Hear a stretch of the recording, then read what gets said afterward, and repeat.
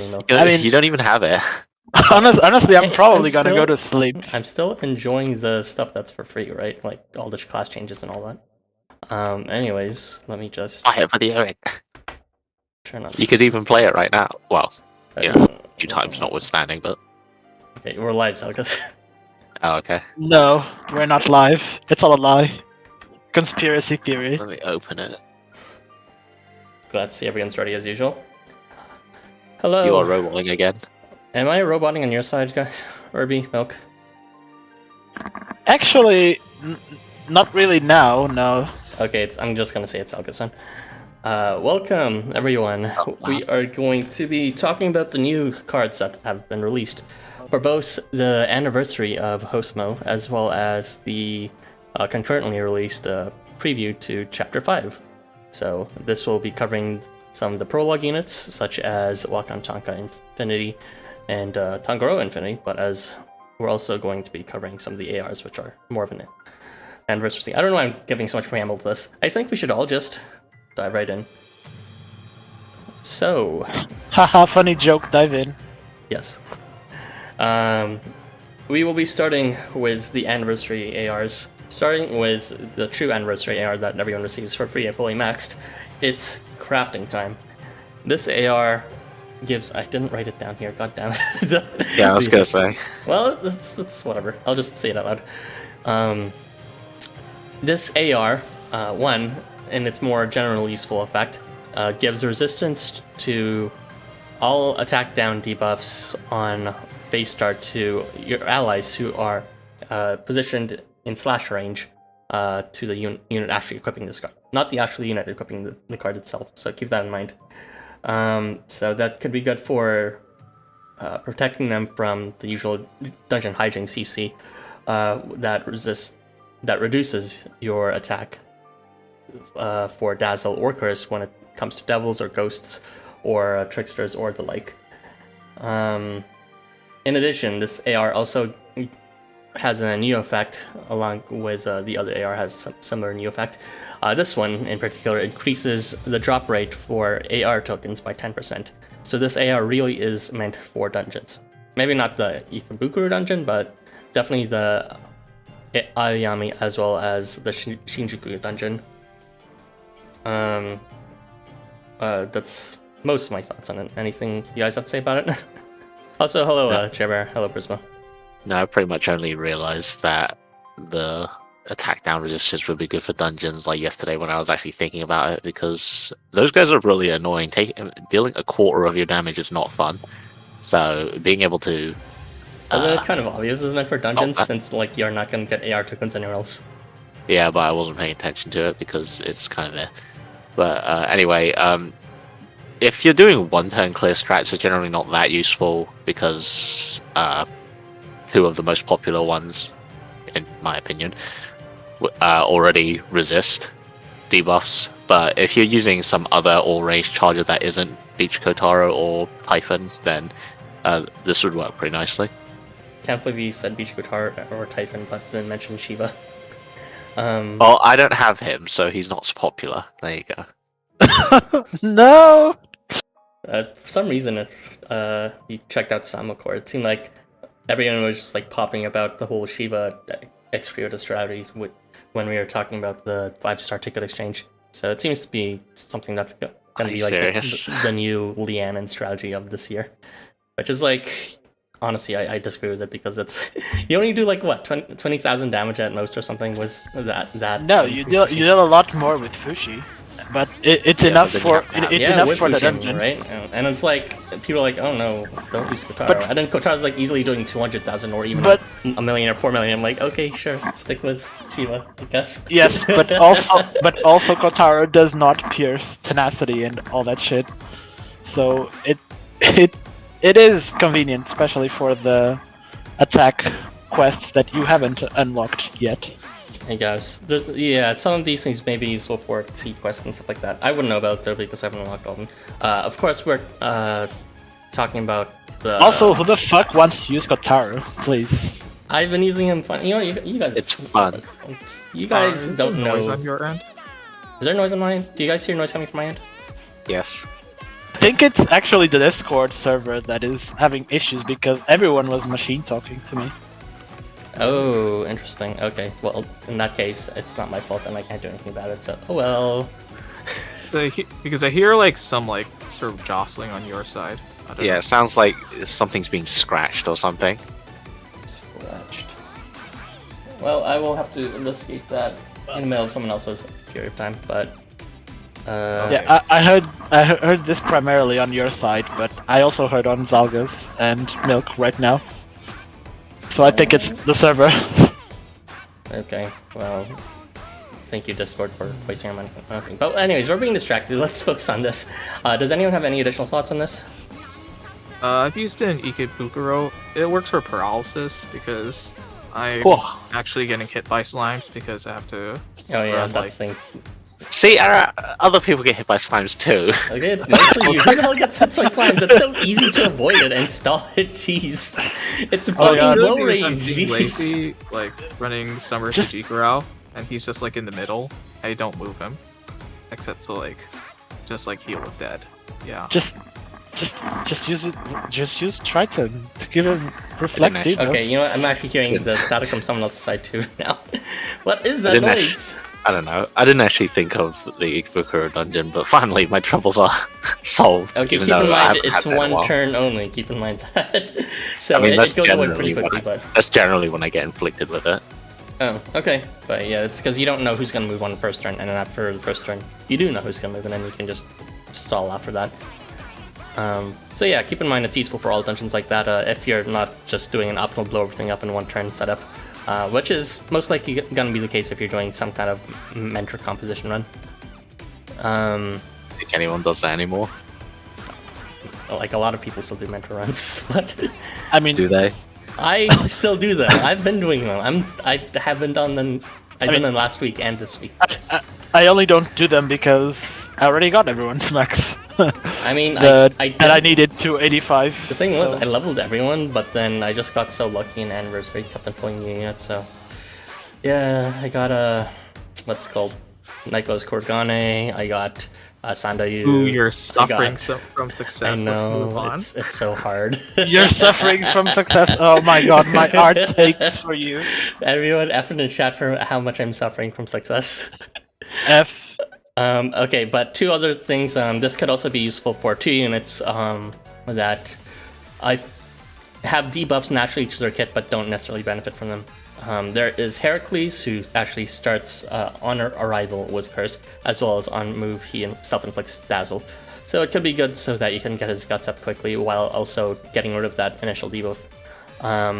In addition, you may also want to consider using it on Summer River Shiva, because I sometimes, at least when I use them, I found myself wanting to move him to actually get him to hit something and use his charge, but you know, the paradox is when he moves, like, he doesn't use his charge anymore, and then he can't get his all range thing going on again. So that, at least with this, it might help him maintain his charge and then re-bestow himself that all range weapon type. So those are the only 2 situations I think it'd be useful to mitigate their self-inflicted debuffs. Okay, no one else says anything? I'm just gonna read the comments in. I mean, it's just an AR. Fine, Yeah, you fine, said fine, you fine, just fine, moved on. fine. I get it. Everyone's just, you're above this. I get it. Let's see. Honestly, this arrow would be pretty baller with Yoritomo, but what madman would do something like pick Yoritomo as their free 5-star?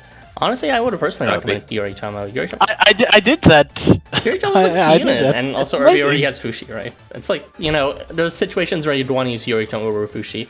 Like, I kind of only use Fushi for large maps because in, like, the smaller maps he's kind of shit because he, like, you know, affects too many units with obstruct. With the obstructed runes. Yeah. Yeah. And if you're not using Shiva, which, like, I never do, so. Yeah, Yoritomo, I would say, is a good point. Yoritomo has the advantage of giving a global attack buff. And a large No matter range where he second is attack. at buff. 100% range. Yeah, so he's Yeah. Kingdom has fully seeding those. So I've been using Kingdom's Yoritomo regularly for tall and wide and small maps. I use Beachside Kotaro and Sequest attack for the 1-turn strategy. See, everyone uses Kotaro, at least everyone who's like willing to have some gonads to admit it. What does S even stand for? S Kotaro is part of my charge team, even if I do not like him. F for Ara, spending all his luck with a leaked second ult on the horizon. Yes, Valiant leaked. I'm It's getting coming. from this comment. It's coming. Okay. I mean, it's not just me now. Okay, you know what? Valiant has been good for a while now. I already have a fully seated Kengo, so it's not even a meme, so whatever. He can be of use for the buff, after buff like Kasuga. I mean, there's a million other buffs you can do that for, so it's not special in that way. I picked Yoritomo, which is why I put the clown. I see. Who would have thunk? Anyways, let's move on. Nice choice. To the next Very good choice. No, yeah, it's a good choice for sure. The next AR we'll be talking about is Afterschool Workshop. This will be covered by Milk, I believe. Hi. Hello. So yeah, this AR is the other kind of anniversary AR that you can get in the Anniversary shop for about like 4,000 shards, I think. So yeah, have fun with that. It's a really good AR. It's pretty simple. It removes guts after attacking.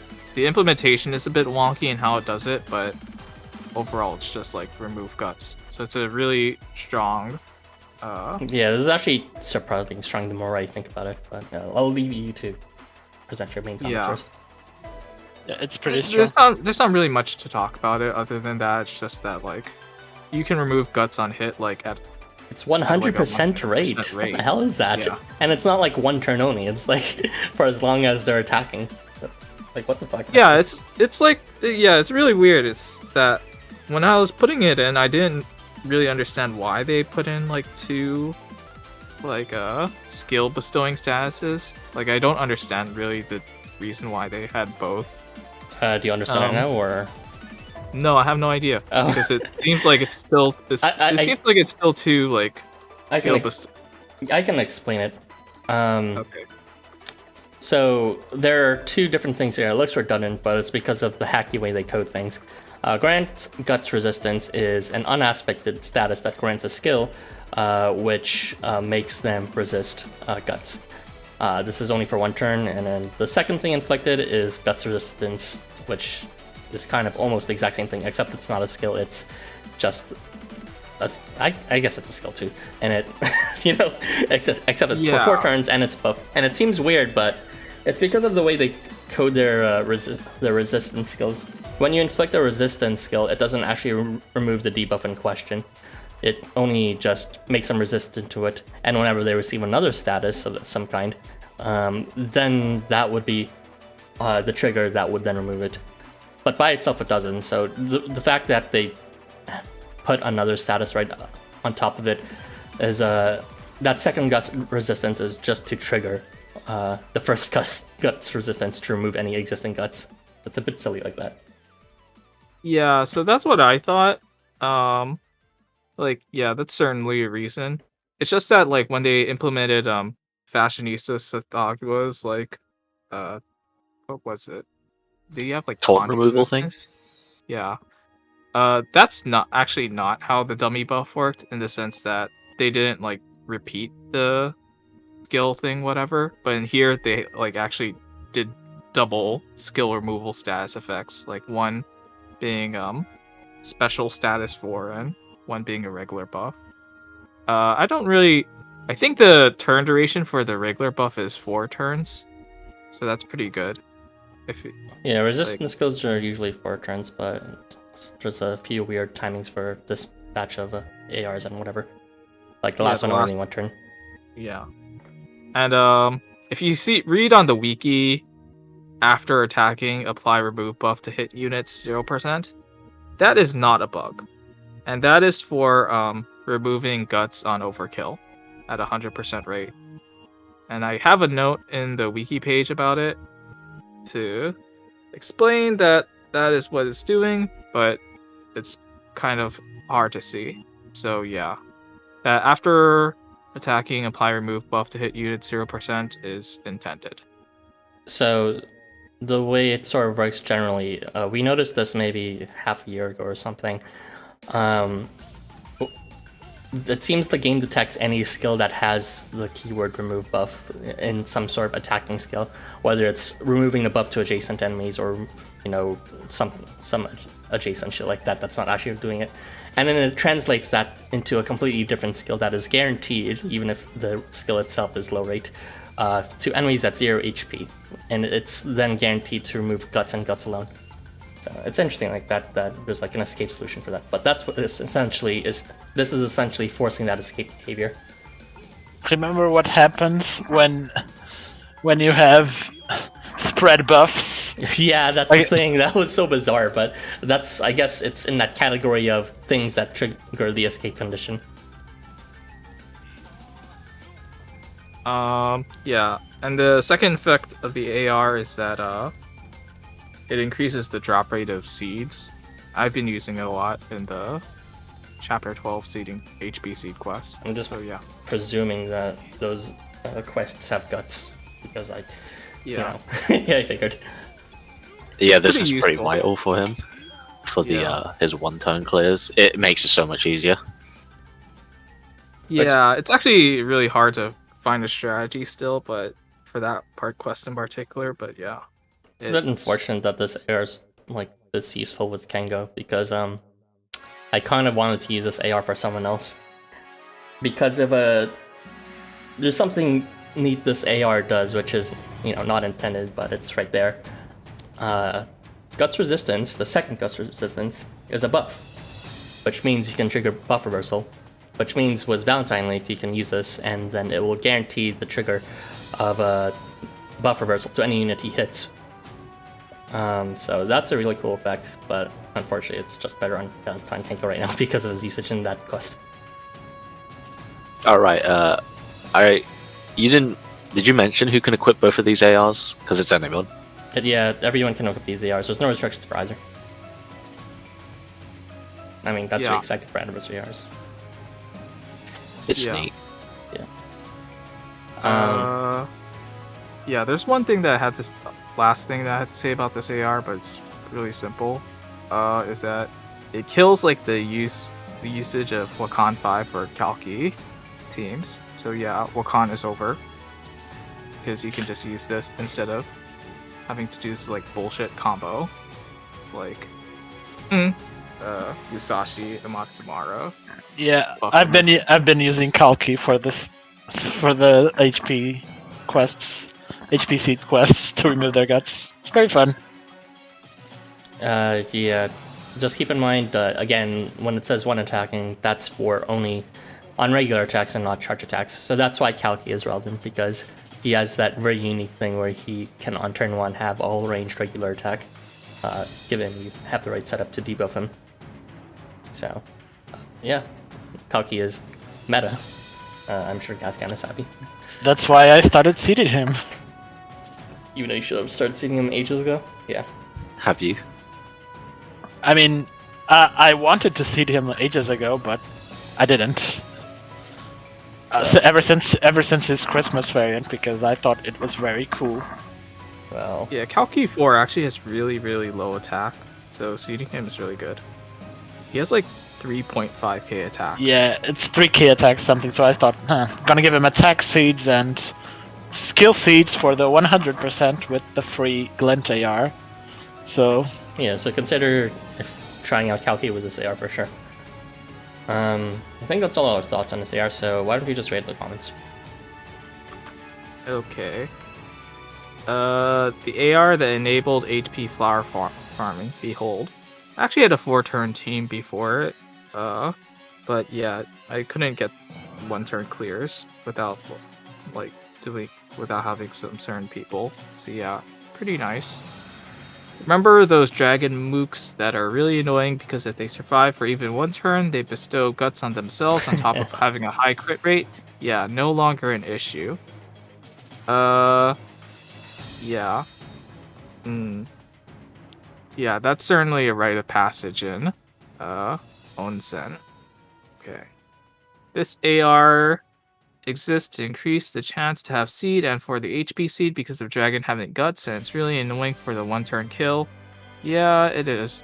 Yeah, it was really, really difficult before, unless you're running some other things. Now it's easier, but if you want to do like a one-turn clear, you have to do some like really fast finger moving because of the movement timer. Yeah. This AR will also be useful for the Aoyama dungeon, for weekly quests for killing wood and water units. Yeah, there's that phase where everybody gets guts, right? I guess it is. Yeah. Aoyama doesn't exist to me, so. Why do people hate it so much? I would bring this AR for Aoyama. I just don't have no more AR space because it's like, holy shit, there's so many ARs you need to bring for dungeons now with all the EXP shit going on. Alki is a winner except in love. I don't know, he's got like a pretty good harem, so to speak. So yeah. Free guts removal, neat. Yeah. So it's definitely a very potent effect because guts was always one of those exception gotcha cases you always need to think about in challenge quests. And now with this, it's just not something you need to worry about at all, provided you just stick on literally anyone. Is this limited? I have no idea. I think it only might 5-star be ARs are limited, aren't they? in the shop, but I mean, yeah. if it is limited, they'll add it again to the shop. Because they did add the anniversary stuff there. Oh, did they? Oh, no, yeah, no, the anniversary one. But that's not the one we're talking. Well, that's not the one we're talking about. But talking the other one. Yeah, those are always added immediately, I think.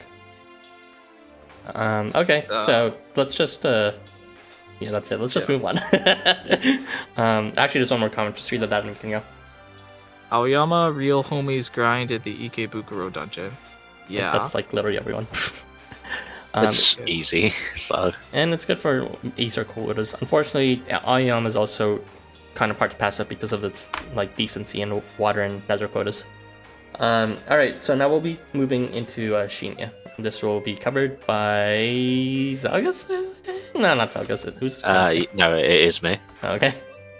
I can talk about the ultimate disappointment. Yeah, I was actually going to argue with Erbie that I thought it's not that bad before I reread it last night and realized, wait, it's bad. So Shinya, who's a pretty terrible unit before, and now he's somewhat better. So first thing part of his new Evo is that they're doing this new thing where they do skill activations based on how much CP the unit has, which is neat, I guess. I think Shinya has the most useless effect for it, but that's neither here nor there. So he has, depending on how much CP he has increasing rates of charm, and once he has above 50 CP, he actually inflicts charm at a fairly decent rate. It's kind of up there, especially for something on demand. 60% is fairly good, and he can apply concentration himself, but you have to move him. Excellent. Yes, and Glint, but he can't do that to himself. Oh, right. Rip. I would like it better if he could. 8% charm is, nothing to scoff at if you have 100, or if it's when attacking. Anyway, so you can move him for concentration to himself, 9%. That's nice. It helps with his charm since that's his main thing. And it doesn't really matter for his attack. His base attack is actually pretty good, but I don't think you should be using him as a primary attacker, to be honest. He doesn't have self-sufficient buffs besides concentration. You can move him to heal and give CP to allies and himself as well. It's fairly good range. 16 CP to allies in a square isn't that bad. I haven't actually compared it, so I can't say for sure who would be similar. But anyway, so the unique part of it, his kit is when he attacks, he applies attack buff resistance. So what it does is it will remove all of their buffs and remove all of their damage increasing buffs. So anything like Vigor, Ardor, Limit, if they have that. Now, at first I thought this sounded good because it means that they wouldn't be able to apply any on their turn, except it doesn't because it lasts for only one turn. So what this means is that when it passes over into their turn, they'll lose this skill, and then they can now apply attack buffs again. So the only thing it really, Which is what Yeah. usually happens in challenge quests. so the only thing this actually does is it removes all attack buffs from them on your turn, and it prevents them from gaining attack buffs from taking damage, or I guess you hitting them if you have any when attacking get grant attack buffs. So not really that useful, because most of their attack buffs generally come from their turn start, their movement, their attacking, etc. So initially I thought it was useful. It's really not. It's like super niche. And the second part is charm weakening, which is when they are charmed, they lose 60% proc rate for 3 turns. Now, that sounds good, except when an enemy unit is charmed, due to how their AI works, they won't attack, and they also won't move. So that already eliminates 2 of the most common methods of triggering skills. So really, this only applies to anything turn start or when being hit, which again is kind of niche. Like, it's really not very useful in my opinion. And they also made his glint 100% reliable, which is cool, I guess. But anyway, all in all, I think initially I thought this Evo was not that bad, but in the end it feels like he's just kind of a charm bot who can provide minor support. Wow. And his 2 unique debuffs are not useful, really. Yeah, I share the same opinion on this unit. But except I always thought it was shit. I only gave the attack buff resistance a glance when I first looked at it before realizing, wait, that's actually really not useful. Yeah. Wasn't there something about the attack buff resistance having some like questionable interactions with his like extra damage to Berserk plus skill? Yeah, that was kind of funny. Oh right, yeah. Yeah. I didn't even think of that. Yeah, that would go against itself then. The Bizarre. 16 CP thing is kind of similar to like that sort of like trinity of like Snow Eisen Surtur, I guess. I think the max is plus 16 CP, and then like Valentine Gunzo goes up to plus 20 CP. So he's kind of like similar to them now ish, but he doesn't give like protection. So that's a major loss. Yeah, I wouldn't. Just charm them. He doesn't give enough to justify moving him. If I wanted someone who could give CP and HP, there are plenty of other choices for it who actually help the team beyond a meme status effect, which I didn't mention, but I'm sure is common knowledge now. But charm is usually not actually useful in CQs because most things are immune to it. So even when a quest is hard enough that it might warrant you using charm resistance, or no, charm weakening, he can't do it. It's not useful. Charm is a meme. I mean, yeah, it is. And when it's useful, charm is useful. Is usually enough already, so it is. Yeah, preventing my the enemy opinion, attacking is usually enough. In my opinion, it's pretty useless. And if you just wanted charm, there are people who can do it better than him. Like, say, if you wanted it turn 1, you could have someone like Huckman who could do it in a 2 diamond range, like face start. So, and keep in mind, Shinya has to ramp up his CP to actually, like, he's starting at a 20% charm rate. That's not good. Until you ramp him up to past 50%, there are people who are way better than him at it, and even then. So, yeah, that's not. Even the thing that I said is kind of good isn't really that good. Rip Shinya. I didn't realize you guys both hated his kit this much. God damn. Well, I mean, I said I thought it was. It felt more like a attack roast buff than an resistance was analysis okay. of that was that. I mean, what did you want us to say? That it's the best evolution ever? I mean, yeah. What do you One think? positive thing, maybe at least. Jesus Christ. I don't think there was a lot except the increased charm rate. I think the new CP activation thing is kind of neat in the sense that Yeah, that's cool. Yeah, that's In a the lot sense of that potential. It gives them something to do, I guess. It's I don't just that think- like in general, I think like the relation to like charging CP and power wasn't like it was just pretty much all or nothing, right? In the sense that you either had 0 CP basically, or you could like had 100 CP. But now I feel like actually charging CP can like lead to like some rare or like gate some like more interesting abilities, which are not Shinya's abilities, but Temujin's abilities in this banner. But yeah. So No, for sure. I think it's a bound with the potential, I see. is interesting. Yeah. Okay, well, one nice thing I can say about this, I guess, that no one has mentioned, I guess, is it'll be good to counteract challenge quests where the enemy steals your buffs so that they can't just give you the giant clapback after you try to attack them. Sure, they can take your, defense buffs, but they at least won't be able to hit you hard with your damage buffs. So that's one nice thing, I guess, at least. Have they done that since Ejir and Alberic? They did that recently with Alright, yeah, Magami Oguchi. Yeah. So it's not uncommon, or super uncommon anyways.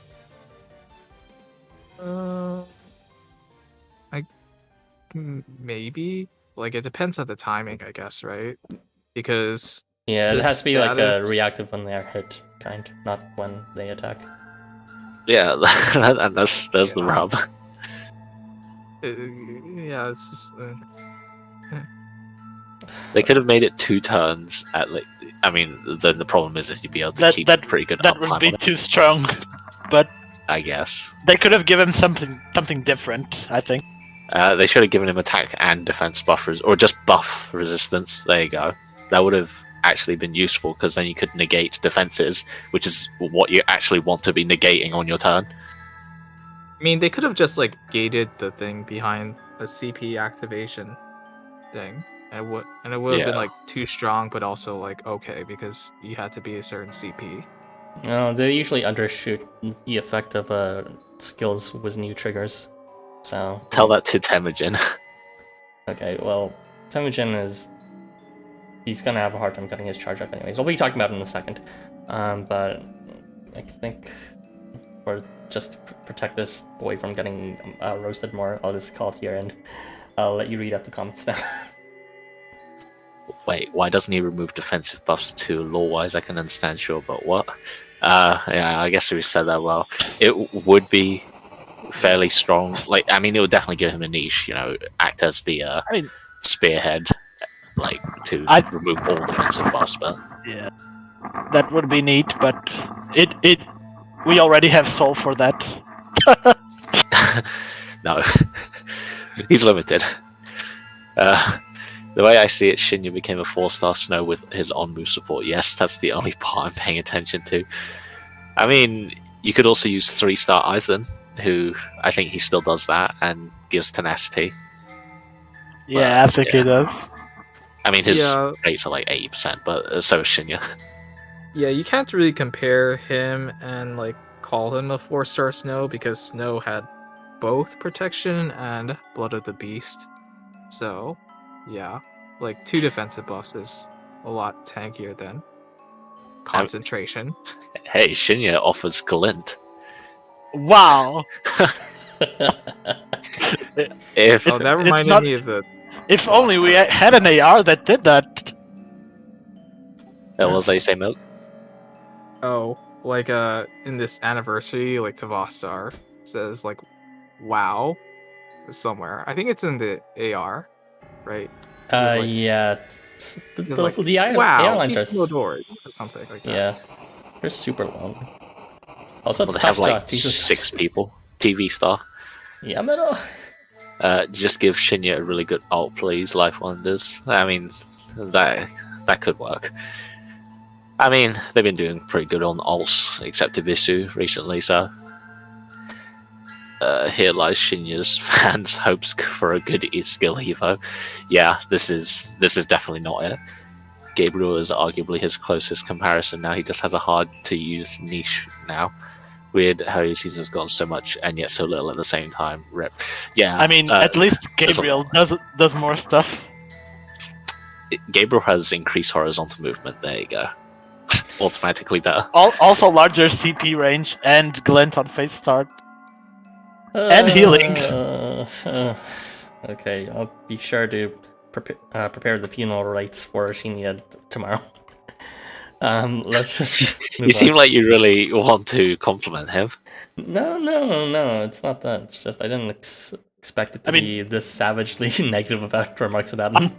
I don't like Shinya's character, but I always give characters the benefit of the doubt in terms of kit, and no, I can't. Like, completely objectively bad evolution, in my opinion. Literally use any other charmer at this point if you're desperate. Use Alp. Alp has the advantage of Smoky God plus Alp, so... Yeah, use Alp, Smoky God, Mobster combo, and you get board wide 80% charm. Yeah, that would. He has more meme potential than Shinya. Yeah. Alright, just read the one comment and then I'm just gonna text him. What comment? Literally. I just read that. Oh. Okay. Old Kotoblapas. Alright. Or Kotoblapas. We shall Kotoblapas into the next unit. Sorry, I really took it out of me hearing all that. We are now going to be talking about Temujin, who also received an Evo. Except this Evo, at least by the hints of it so far, seems to be a lot better. He has received Advantage to Fatal Poison, which has been built into his charge all this time. And he does have that one skill acceleration to help him reach it, but it's kind of just a bonus that's there. And his crit rate is also up to 60%, so a more of a modern percent rate as opposed to the shitty 36% that plagues older units. More interestingly, though, he has received one of those CP range gimmicks, except it's more about reaching the exact amount of a full cap at CP reaching 100%. And when his CP is at 100% on turn start, then he will bestow crit plus to himself as well as allies in a 2-square diamond radius around himself. And when he misses, he has 100 CP, then he will bestow CS weapon change all to self. So what this means is that for one turn he can miss and bestow everyone crit plus, and then for the next turn he can bestow everyone crit plus again within that range. But then he has to charge, so he can only feasibly keep up crit plus for 2 turns before he needs to rebuild his charge. But that said, there is some ways around this. For example, you may want to use Teen Delos. I would actually recommend Teen Delos 3 in this case rather than Teen Delos 5, because Teen Delos 5, whenever he gets his charge, is already crit plus. Teen Delos, meanwhile, only self-bestows crit. But yeah, for those that don't know what he does, whenever Teen Delos moves, he reduces the CP of his allies around him. So this allows Temujin to have 100 CP on turn start, but have less than 100 CP when he misses after Teen Delos moves. And if you want to upkeep that crit plus, then you may want to throw in a Daikoku slotted after Temujin there as well, so that he can miss and then bestow 24 CP to recover that full CP again. Yeah, those are most of my thoughts on him, I guess. He's kind of okay, but I feel like it'll be kind of... It's not gonna be easy to bring him to 100 CP, and then you can only enjoy it for a very brief period of time before he blows his load to everyone, and and eventually ends up being in 60% of the population's DNA. It's lore. You didn't mention that if his CP was 100 and you steal it, he'll still CS, right? Oh yeah, I didn't mention that condition. This is something that's not explained in the game because honestly, this is like the cutting edge, and they kind of arbitrarily change it at this point based on whichever unit is using it at the threshold at that point. But essentially, there are 2 checks for if you can charge. There's one in phase start or / turn start, and this check checks if you have 100 CP and if you have no debuffs on you that prevent you from charging, such as darkness or bind or CS luck. And if you have if you fail to meet all the conditions required to charge, then even if you reach 100 CP when it's their attacking turn to attack, they still won't charge, as I'm sure a lot of you know. However, there is a second check that they added when Heracles was added, or was it someone else? But anyway, that second check is directly before they attack, and this check only checks if they have no CS locks, such as CS lock or bind or darkness. However, it does not care if you have 100 CP still, so you could still have less than 100 CP, and you'll still use your charge by then. So you're reaching like very technical territory here in terms of what the behavior of the unit will be, whether they'll charge or not. Yeah, so you can't really use Tindalos to make Temujin miss once he already has a CS weapon change all. You just have to make him intentionally miss with shot range the entire time. Yeah. The other thing you could do if you wanted to prevent him from CSing with all range, I believe, I haven't tested this myself, but is you could just steal the weapon change off of him with anyone who can steal buffs, like Christmas Aegir or Tezcatli Poker. They can just steal it off of him, and then he won't be able to do all range. Steal their buffs, he just copies them. Oh, he copies it? Oh, well, fuck that then. Okay, just Tezcatli Poker then. I'm sure there's someone else who I'm forgetting. No, I don't think anyone else removes buffs from allies like that. Shiva CS into clearing the all-range weapon change. CS. I mean, I guess Shiva could do it, but then everyone would lose crit plus. Yeah, you like position like Shiva into like team slot 3, Temujin into like team slot 4, have Shiva like time his CS so that he wiped everybody's buff, and then you get crit plus on allies 1 and 2, and then Temujin gets everything cleared. Anyways, you can see it's not really an easy, like, trivial thing to set up to get crit plus all the time. You either are really just gonna enjoy it for very occasional crit pluses for like a couple turns, or even just one turn, or you intentionally plan around this and then you end up only having like one unit or like 2 at most that can actually enjoy the crit plus. I do like that it's such a widespread range, and it's nice and reliable rate of skill seed bait, and that they're actually playing around with giving us these rare buffs more often, because we used to never get crit plus, and we've been getting it more recently. Yeah. I'm surprised that there's a damage to fatal poison. He actually does quite a lot of damage. If he just CS's with his shot range, he does like 60k damage because of crit plus and fatal poison and his CS multiplier, and that's without rage, so it's a good line up. So he actually does quite a bit of damage when he CS's now. Yeah, like crit plus his status advantage, and what is it? The CS multiplier is like 30 times his damage, so that's pretty nice. Sorry, I was just being blind. I really should check this, but sorry, you're capping out the volume all this time, Zalgus, and that might be a bit loud. Anyway, yeah, Temujin is neat with plus and all that, and should I move away from the mic? Sure, just a bit though. But yeah, any thoughts on this, Erbie? You didn't really talk much on this. I don't think there is a lot to talk about, to be honest.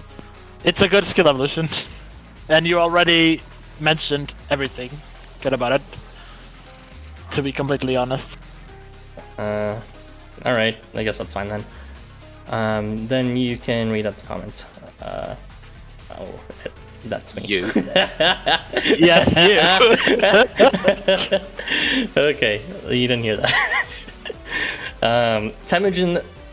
Hold on, Temujin saw Tindalos and decided to not be outdone as the second most popular wolf. Yeah, it is a pretty interesting synergy that they have. It's nice that Gamaji is trying art for his characters again, so hope for the future. Probably not they have it specifically, but hope for his other characters. Arf arf, woof woof, bark bark bark. Thank you for making me read that out loud, Chair Bear. I'm not gonna lie, I love Temujin's skill. It's ridiculous his crit plus range and how you can easily stack it with other crit units. Again, you just gotta watch out that they don't have crit plus also. So not Team Low's fight, but Team Low's 3. I waited for long for Temujin's skill Evo. It's interesting. Yeah, I'd say these Evos are interesting just because of the whole new paradigm with the CP range thing. I'm very excited for them to use it more. I'm still waiting for them to take advantage of the enemy turn start skill. It's still just Akiha who has that one skill effect that does that. So hopefully they don't just do a one and done again like that with these units / Evos. Pair him with some CP batteries, and maybe we get to use him as an alternate for 5-star Kasuga. Probably not. Yeah, he's a bit too slow for that because he has to miss. Yeah, that's correct. Well, it's... I don't know. Kasuga is kind of brain dead, so that can be missing the point of what's it called? Kasuga's best thing of just not thinking when you use him. Whereas Temujin, clearly there needs to be some thinking if you want to use him optimally. If he can be Kasuga 5-star, if you have a single moves AR, but with an extra step to get that all range. Yeah. The real skill Evo to Temujin is his new alt. He got the chip. Yeah, his deer horn thing. Supposedly it's based on Genghis Khan, but I haven't actually seen any pictures of Genghis Khan lately, so I don't know if I can confirm that or not. His character is supposed to be based on him anyways, but yeah. Who the heck is Temujin? I don't know.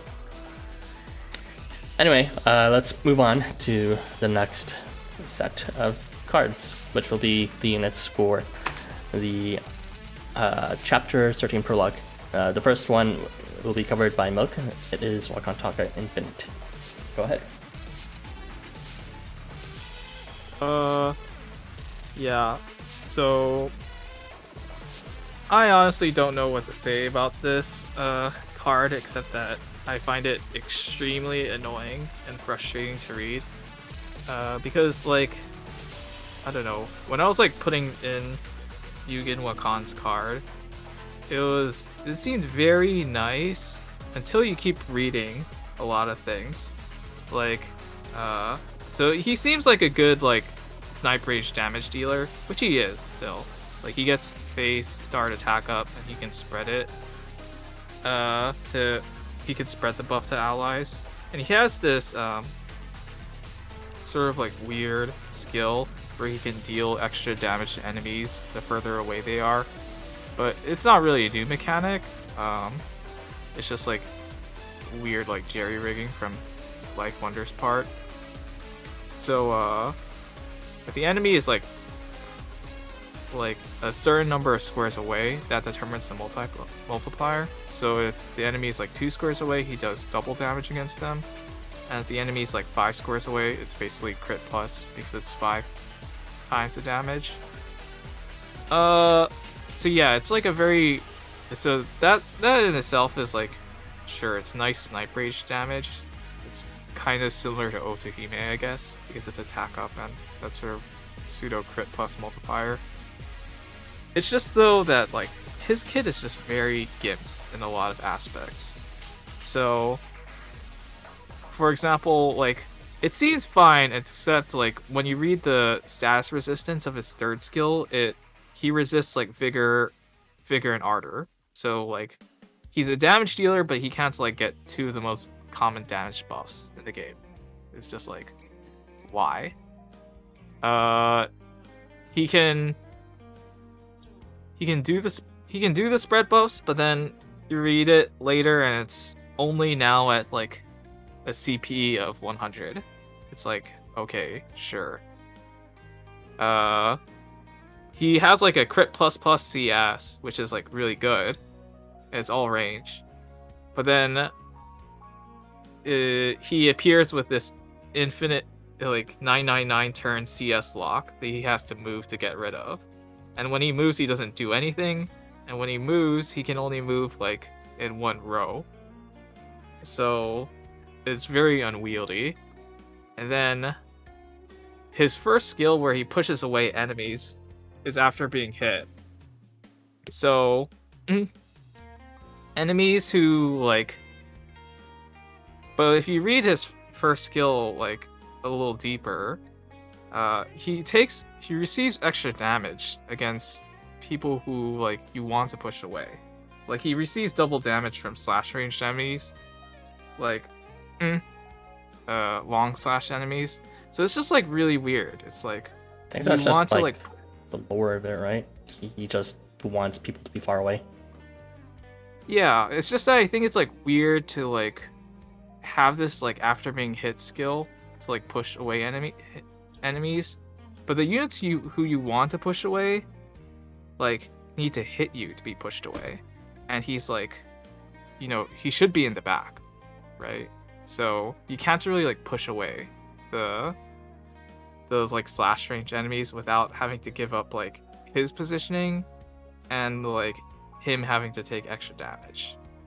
So there's just like these weird like anti-synergies that I don't really like understand.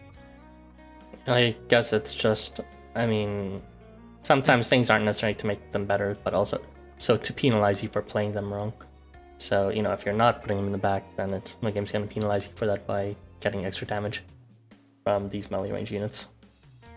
Yeah. And there's one last effect is that if he has less than 100 CP, you can remove debuffs to everybody on the entire board. And that includes enemies. So there's also somewhat of a trade-off there, but there's like a positive point hidden in it. Yeah. And the first one that I pointed out that he's immune to vigor and ardor is really like critical to him like spreading buffs, in the sense that usually you want to like spread vigor and ardor. So the fact that he can't is just like really gimped, in my opinion. So yeah, there's a lot of negatives about his kit. I don't really understand I can understand the design philosophy lore-wise, but like in actual gameplay, like after testing him out, I just don't like really see like what he's like directed to, other than being like an okay-ish damage dealer for snipe range. But when you can just use like Otohime plus like, I don't know, Yoritomo, it's just like weird. Yeah.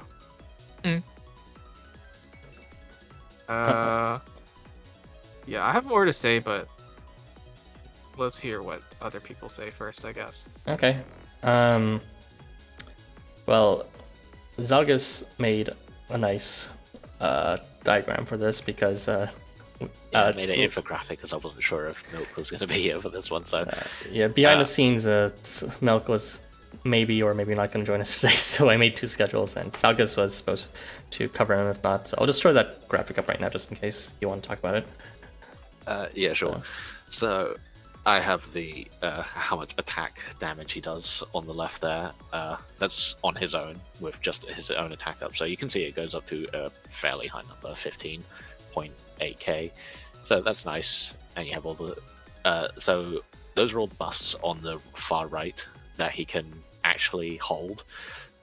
Well, Berserk Plus and Crit Plus and Plus Plus notwithstanding. I didn't bother putting those there because it looks nicer like that. But yeah, you can see that the buffs that he can actually hold and thus spread are actually a lot rarer besides his own attack up. You don't really see Brawn, Concentration, and Combo Bestowal nearly as often as Vigor and Ardor. So that kind of sucks.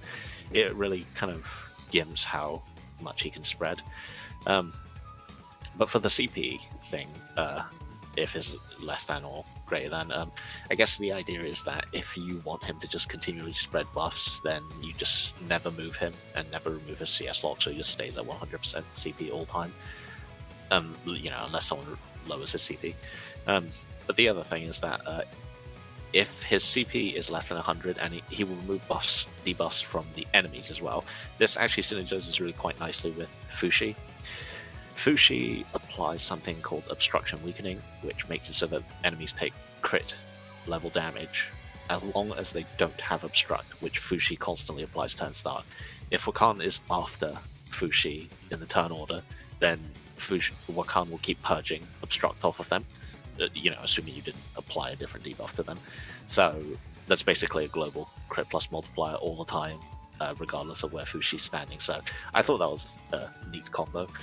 there's also some other stuff, like say if the enemy has someone who benefits from debuffs, like Wolf, rather than hitting him, you can purge it in advance. But I'm sure there'll be meme uses for that. But Fushi was the first thing I thought of, so I just decided to put that there. Yeah, that's another reason why I'm irritated, is that he like does pair really, really well with him. But I don't have him. I don't want to use them. I didn't realize it'd be so petty what you're about to say. But I don't have them. I mean, it's like I could get him with the 5-star ticket, and it's like kind of tempting. Like now with you, even though like, I kind of want Yoritomo, but yeah, it's kind of annoying that I really dislike saying that, you know, a certain unit is good with another really good 5-star unit that almost everybody uses, because it's, I don't know, what's the point in saying that? Like, of course everybody's good with this person who gives like this unit would be so good as Lianen, you know. Something like that.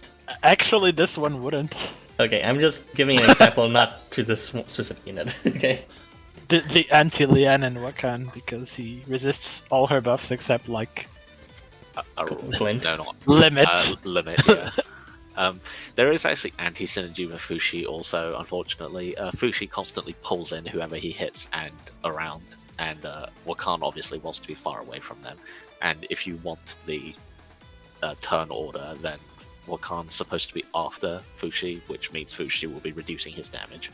You may want to consider bringing someone like those Kurogane to push them back. Yeah, but you're probably playing around other people's damage instead anyway. Well, actually, 4 times multiplier on Wakan is no joke either. So, I certainly think it's something to play around with, but maybe a bit impractical because Wakan won't be able to. Oh, actually, something to note is that Wakan's CS also removes all enemy debuffs. So, paired with Fushi, that's an automatic 4 times multiplier no matter what.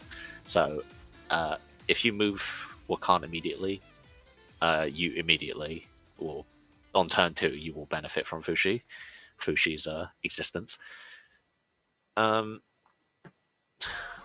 It just sucks that he has minus 10 vertical movement, because it means moving him It's is impossible basically even saying, with the movement expansion.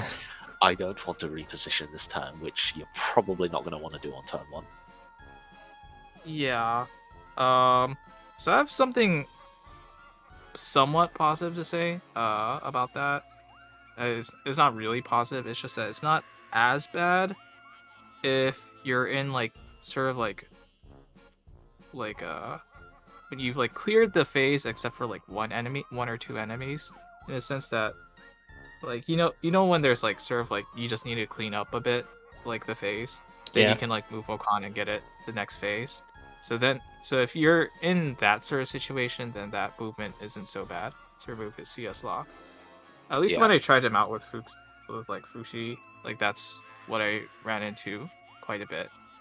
And he does do like really, really like stupid high damage with his CS if you use like Fushi with him. Yeah, I do think Wakan, Mugen, and Fushi will pair well on any long phase quests or multi-phase quests where you have a moment to prep Wakan, because once it gets going, having a 4 times multiplier globally is pretty strong. There's the other thing about debuff removal, which I think is like can be spun as a positive, in the sense that you can kind of like refresh debuffs with it on the enemy, but you have to like deal with the fact that like you do have to keep that in mind. So you can do like some weird like stupid beam shit, like apply infinite oppression with like Durga or Melusine. I think that was like kind of weird. Oh yeah, that is a good point. So like kind of a pseudo refresher in a way like that. Of course, they only need to have that specific debuff only present, so you can target it. But that is a good point. I haven't said much about this, mostly because, I feel like I could just use Tangaroa instead with his buff spread. But, I mean, yeah. pretty much. He's like kind of like a shitty buff spreader because he can't spread. Bigger and harder. Yeah. Like, I feel like you can't position him well to spread the buffs properly since it's 1 square away. Like 1 square away seems big, but you can't move him.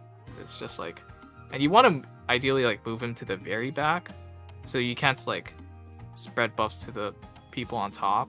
It's just very weird. Yeah. Yeah, I agree. I feel like there's only very few situations where I'd want to use him for Tangaroa. With that said, I guess there are situations. It's not like there's none. Like Tangaroa's HOUSAMO setup where they keep on passing buffs back to each other only works when a Tangaroa is constantly hit every turn. But if for some reason there's too few enemies or they're all non-ranged, then he quickly loses all the buffs that they've been cycling.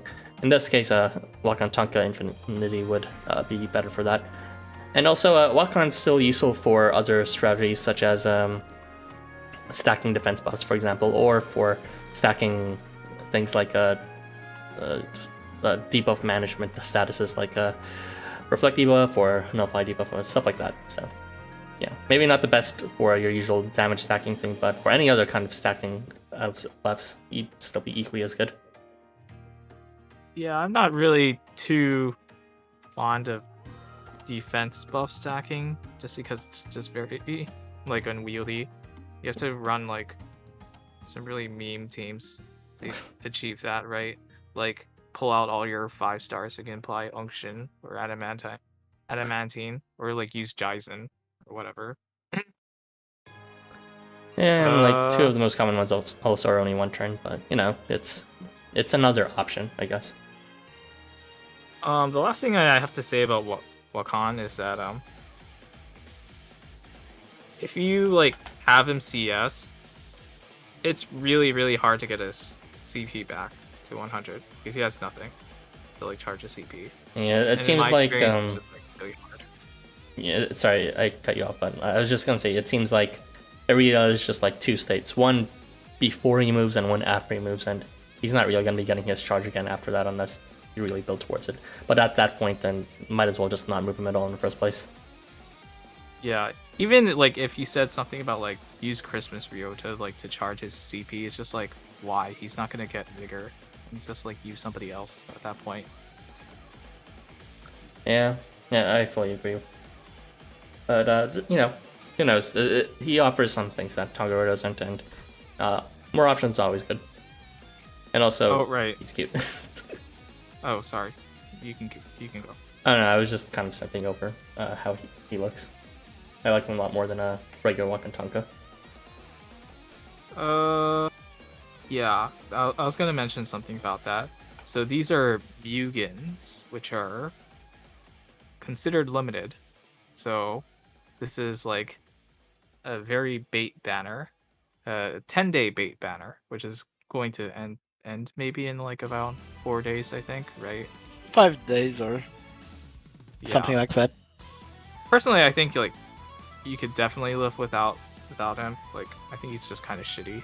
So yeah. Honestly, I think you can live without either of these units, but I thought you were pretty happy with Tangaroa. Well, we'll get to that in a second. Yeah, I was. Was. I don't know. I kind of like shitty units who have meme potential, and Wakan doesn't really have that what the fuck are you doing? But Tangaroa does. But yeah. We're not on that one yet. We'll get there. Sure, let's just finish this up, I guess, and I think everyone's done talking their piece, so why don't you read out the comments, Milk? Okay. They were at okay. Wakan said. Okay. Are you sure it's not he got the drip? Or Well, that was the last one for mine, but okay. Best banner. Great candy quote. Yeah. Wakan said, "If you social distance, you're gonna die," as he pulled out his Glock. Yeah, it's kind of fun. Wakan went from "Hello, sir" to "Your daughter called me daddy" to real quick. I actually don't mind the Mugen thing as much as other people do, because of the exact reason. Like, people say that's basically the same thing as shadows. So to me, it's just nothing new. So actually, I kind of Honestly, that's kind of why I don't like them, because It's like we already I have mean, I think it's Alphas. just shadows. It's like Why is shadows it a but not shadow? shadows? No, I like them I think it's conceptually. just- I read their thing. Yeah, I guess it'll be I spoiled, like the guess. concept, but the fact that they look the same. That's because they are it's the just- same. They're literally Yes. the same. I know, but it's kind of, I don't know, it's kind of redundant in the sense that we already have a concept that is essentially the same looking character, but slightly different. Yeah, It's but they're kinda- actually like kinda like different. that. they split their mythology or some shit like that with shadows. That's usually how they are. But I mean, this yeah, one, a this lot is of- like a lot literally the of- same person. A lot of, yeah. It is the same person, but it's also not the same person. I mean, it's interesting because In it's the same concept. body and the same soul inhabiting it, but it's fundamentally it's a different concept because one is like has a psyche of time under the assumption that we live only for a short period on this earth, and then the other is someone that has experienced up until the eternally or infinite amount of time. I get the impression that's what it is, anyways. So very cool psychologically, like that. But Daikoku did it first. Daikoku is always pushing boundaries.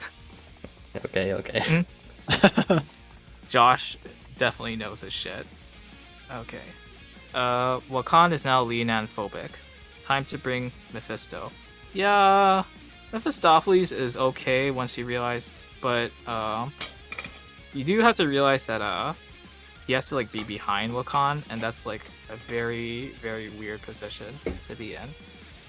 Because you're going to be like either moving Mephistopheles in the very back row, which is not ideal, or have Wakan in the very front, which is not ideal either. Why the heck are they treating Infinite Tangaroa and Wakan Tanka as unrelated to the originals? Okay. The people that already maxed them out are going to be frustrated they have to do it again. Are you frustrated? I'm not frustrated because I don't know if I'm gonna do it again. So yeah. I mean, you can do it again if you want to, but like I might. I mean, have to, do to it be again. fair, they did post an announcement on their Twitter that yes, you do need to see them again as soon as Oh, they did released them. actually- Yeah, they Oh, did. They actually did. But They that's did. kinda funny. Yeah. It's just like, tweet, get fucked. Yeah. Essentially. It's kind of funny too, in terms of like how they're called like infinity versions, but then quite the contrary, we only have like 10 days to redeem them or some shit like that. Yeah, the Infinity is some like Naruto Mugen Tsukiyomi bullshit, probably. They've actually brought that concept up in an event this year, and they actually alluded to it in the previous chapter, which is not translated yet, unfortunately. Yeah, well, Yeah, I'm they- glad for it they've been because it building always up takes to a lot it. out of me to make videos for them. Yeah, they've actually been building up to Mugens quite a bit recently. So, yeah, maybe that's why I'm not really like too.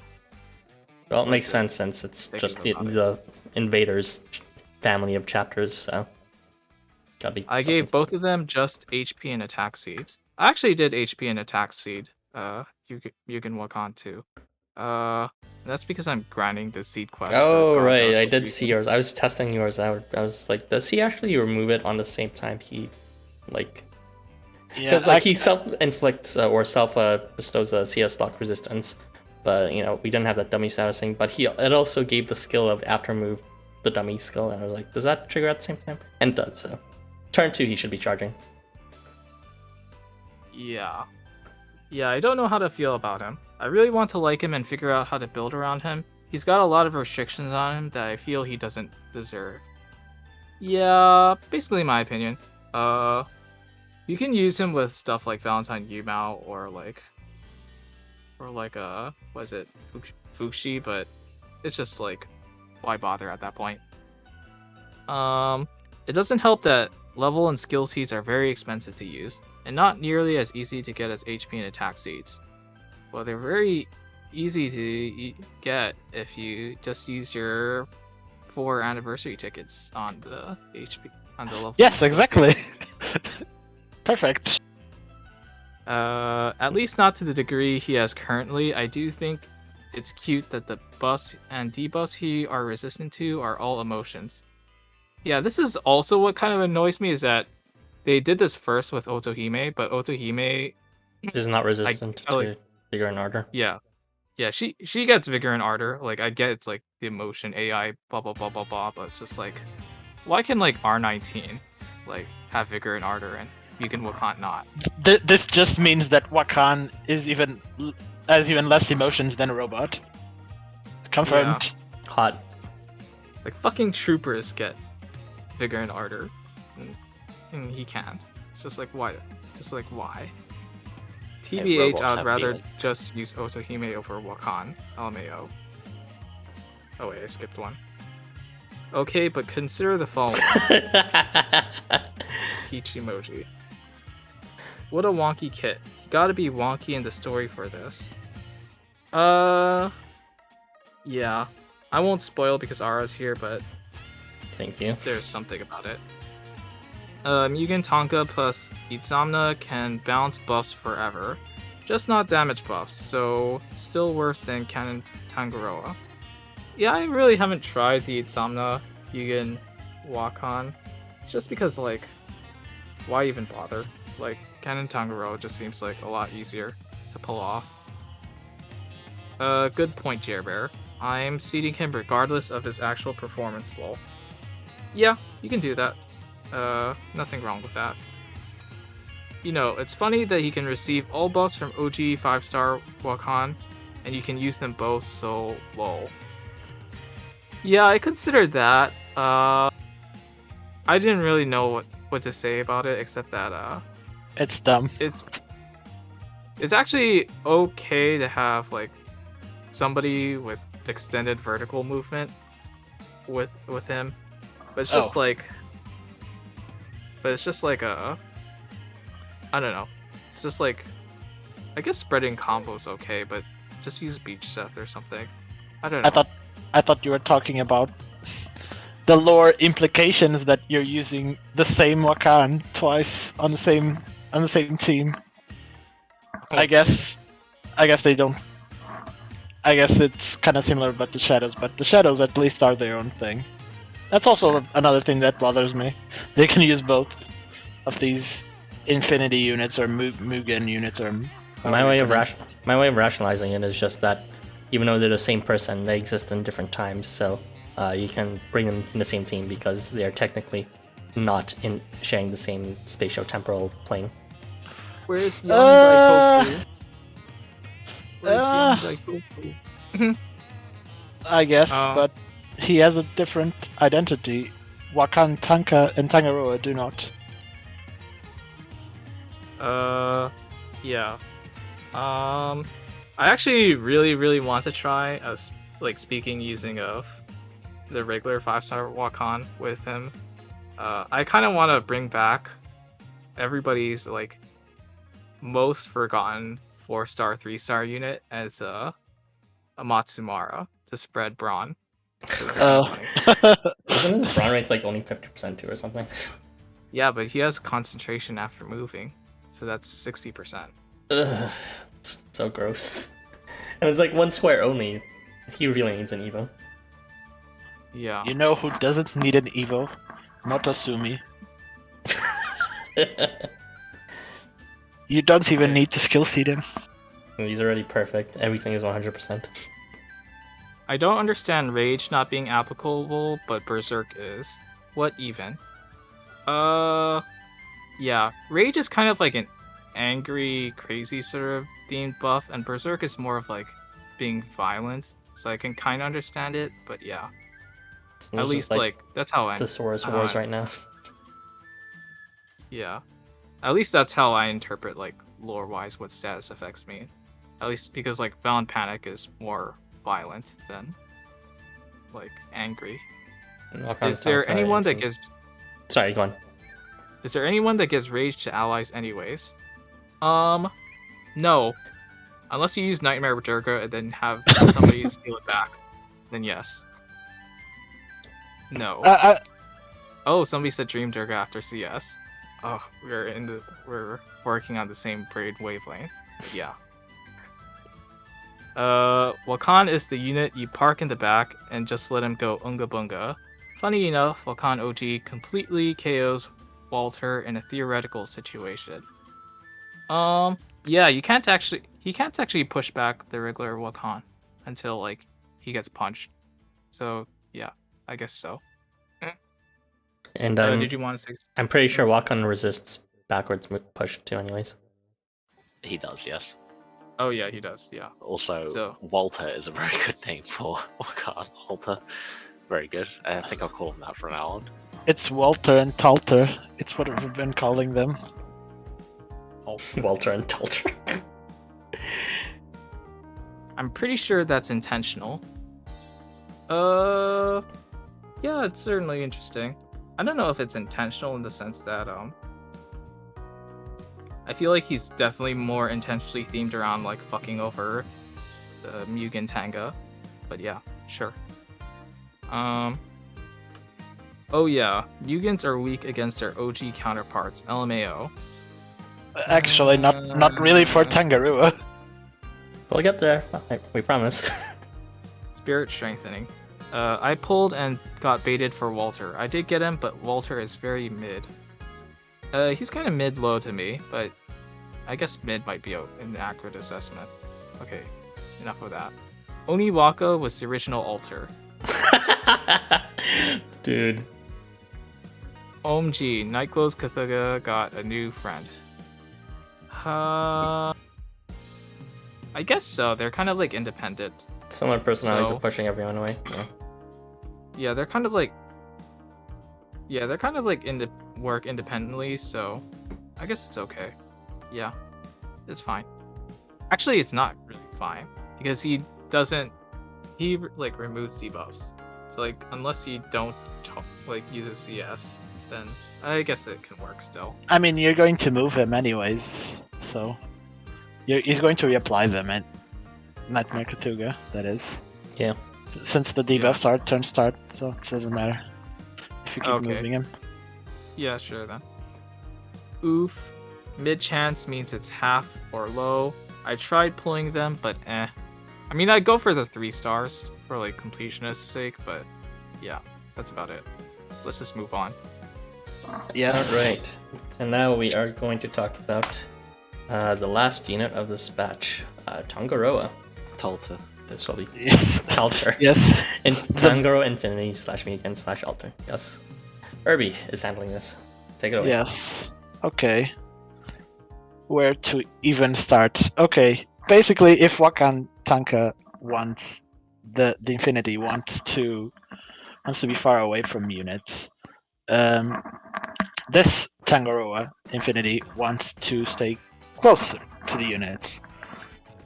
He has the opposite range multiplier resistances and advantages as Wakan, and the reason why he wants to stay close to units is that he can actually attack them because he only has long slash range and both on his CS, and also because he applies debuffs potentially to the entire board, assuming your positioning is correct and you have a bit of luck. The main draw of Tangaroa Infinity is that when he appears, he gains a debuff strengthening, and this debuff strengthening is different from most of the other debuff strengthenings. It essentially means that for each debuff he has, he will increase his attack, his defense, and activation rate by 10%. So that is pretty neat. The attack boost and defense is okay. It's pretty low, to be honest, per debuff. But he does bestow himself 3 debuffs on phase start at an almost guaranteed rate. For one of them, it's actually guaranteed, but still pretty good. So he's always going to have at least 30% activation rate increase on the start of each phase. So that's pretty good, in my opinion. He also is going to have a decent attack buff and defense buff at the start. What he does with this, I forgot to mention something. This debuff strengthening makes him completely immune to the effects of these debuffs. So if Tangaroa is afflicted with Dazzle, he will gain the attack increase modifier, but he will not lose his attack from the debuff. So it will always be to his benefit, regardless of his proc rate going down, or his attack going down, or his defense going down. It's always going to depend on the amount of debuffs he has, and it's never going to look at those particular debuffs, so to speak. He is still affected by debuffs that kind of block his skills or armor or something like that. But attack modifying debuffs, defense modifying debuffs, and activation rate debuffs will not affect him at all. He will still take residual damage from debuffs as well, so gotta be careful with that, especially since a lot of debuffs apply this residual damage. You mean like the damage at the end of the turn? Yes. I mean, thankfully he does have a heal every time he's debuffed too, but that obviously won't work for extended length debuffs or countdown. So it isn't. It's a very small amount of HP for each debuff, and it's also not at the best rate. Even with the activation rate increases, it's only at 40%. So even after applying 2 buffs, it's still only 60%, which is pretty low for each debuff. But basically, he's a good unit to counter a lot of challenge quests that have a lot of debuffs. He also attracts units on the entire board at every turn. It's kind of like Dagon, but it's on the entire board every turn, and it's 60%. But this rate increases with the amount of debuffs he has, so he's essentially going to have 90% proc rate at the start of each phase to pull the entire board for 2 turns. So that's pretty nice. He also has another thing to his kit, that is, every turn start he will spread his debuffs. He will still keep them, but he will spread them to enemies, depending on a special proc rate. For instance, to apply those debuffs on long slash range, he's going to apply them only at 60%. On long slash range, but 1 square above is 30%, and another square above, and the topmost square, or 2 squares above, it's going to be only 10%. Obviously, what is meant here to happen is that he gets a lot of debuffs, so he can debuff the entire enemy and still not be affected by those debuffs. This is his intended use. He also has a neat thing, which kind of makes him like Jamboree Aizen, where he takes 1 debuff from allies and keeps it to himself while also removing it at every turn start. But it's kind of shitty to compare him to Jamboree Aizen, since he does it at a much higher rate and isn't dependent on having all these debuffs for this proc rate to happen. So yeah, but this is essentially just so he can benefit from debuffs, not only from the debuffs that the enemies inflict on him, but also from the debuffs they inflict on allies. So that's a pretty neat thing to have. He has a big problem though. There's actually has a lot of problems, to be honest. Like Wakan, he can only move on a specific direction, and he can only move horizontally. Or actually, he can only move vertically. I forgot about that. So essentially what this means is that, yeah, you're potentially never going to reach some units depending on your positioning, which is both of these units. Kind of a bummer. It's like both Tangaroa Mugen and Wakan Mugen seem to like. You're not going to be playing with them properly if you don't know how to pair units. But there is good news though. None of his skills require moving him, so you actually don't need to move him at all for his functionality to actually work. So essentially he's intended to be ferried around by other units. Kind of wish they at least gave these units extended movement in the direction that wasn't restricted. But no, it's really just what's directly above / below or directly left / right of them. Yeah. This kit kind of seems similar to Dagon, but and you kind of think, wow, it's just Dagon but better. But then what happens after turn 2? It's very conditional, and there are a lot of variables to use this kit. There is a lot of RNG, but if you find the right challenge quest or whatever that apply a bunch of debuffs, you're going to be able to pull off some pretty neat memes. There's actually a neat interaction that I haven't even figured out how that happens, to be honest, where you can actually make Tangaroa take 0 damage from attacks for 1 turn. How did you do that, by the way? I don't know, but it happens every time I enter the Warmongers. I just assumed you stacked a bunch of debuffs or something. Yeah, I did stack a bunch of debuffs, but it still shouldn't have been. Yeah, the multiplier is like really. It's not that amazing even if you stack. It's like 0.9 only. Yeah, it shouldn't have been 0 from my experience. You also had defense buffs, but still, it shouldn't have been 0 in my opinion. But I don't know how that happens, but it does happen, and it only seems to happen when the enemy unit is casting a charge skill. So I don't know why.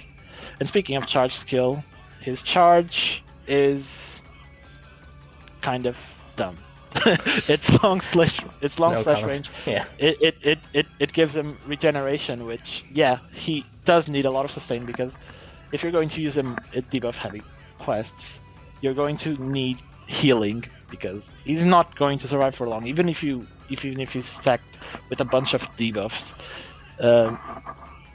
he's still going to take residual damage from them, because there are a lot of debuffs that make him take residual damage, which is pretty bad. So the regeneration part is nice. The evasion part is a meme, because I mean, you have him in the front, but yeah. You do have him in the front, but also very insightful. You do have him in the front, but also you do have all these debuffs already, and if you're planning on using him on a quest heavy on debuffs, he's already going to be pretty tanky. True. And he also applies craziness to hit units, which is kind of irrelevant. But the point is that you're probably never even going to pull off this charge skill, because if you're going to against, you're going, no, not really, not the CP effect, but more so if you're going to use them on challenge quests that have debuffs, you're probably going to use them on challenge quests that have enemies that inflict drain and fear, and that will drain his CP at the end of the turn. So it's going to constantly make him unable to get his charge up if these statuses keep on happening. And drain especially, it is very common, as I've found out when using him. Drain seems like to be everywhere. I tried to test on a challenge quest or even just some dungeons, I guess. Well, it's not exactly a big loss for him to lose his charge anyways. Yes, it isn't, but he still needs a lot of healing. I mean, if you want to go for memes, I guess I would. If you want more debuffs, I would probably recommend using someone like Heracles or something, so that he can get his curse. And it's a mutual benefit. You remove curse from him, and Tangaroa gets cursed, which means he's stronger, and he can also spread it to the entire enemy team later.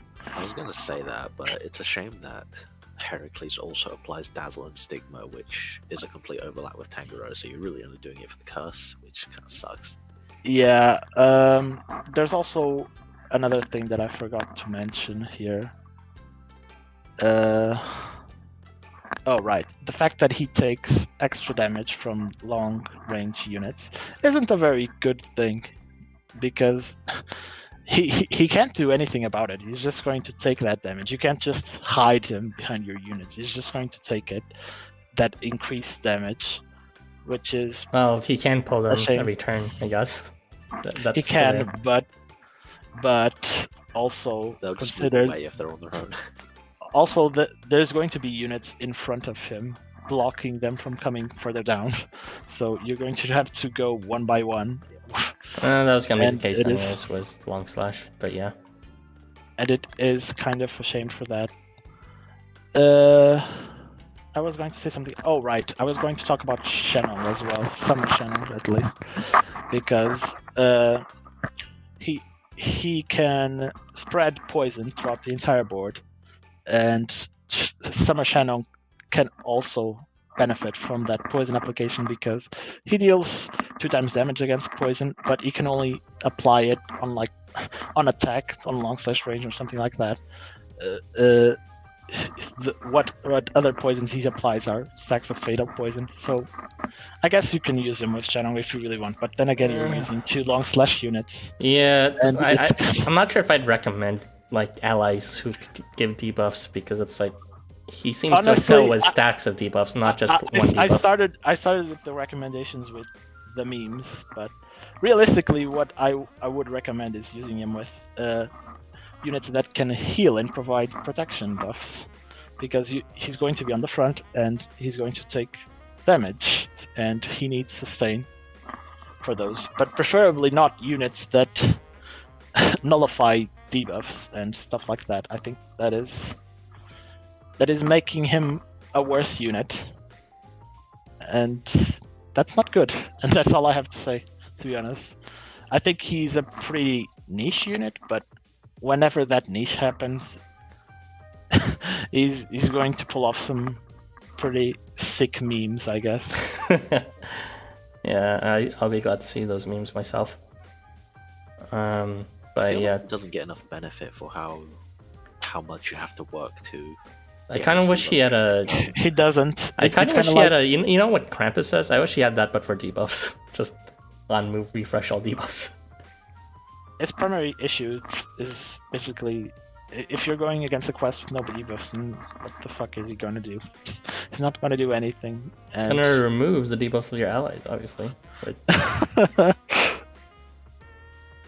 But but yeah, quests with no debuffs is just... I mean, also ignoring all of that, being able to pull everyone every turn is pretty respectable. We have only Z's and Behemoths who can do that only on phase start right now, or the Fashionista units which can only do it within shot reach. Actually, Alp can do that too, no? Or is it only a set range? I forgot. I think Up is only phase start, isn't it? Yes. So yeah, It's still all range. But yeah. Yeah, of course it's all. It's range, like that's all of fine. those. But it's this like is turn range. start, so it's like every turn. So that's Yeah.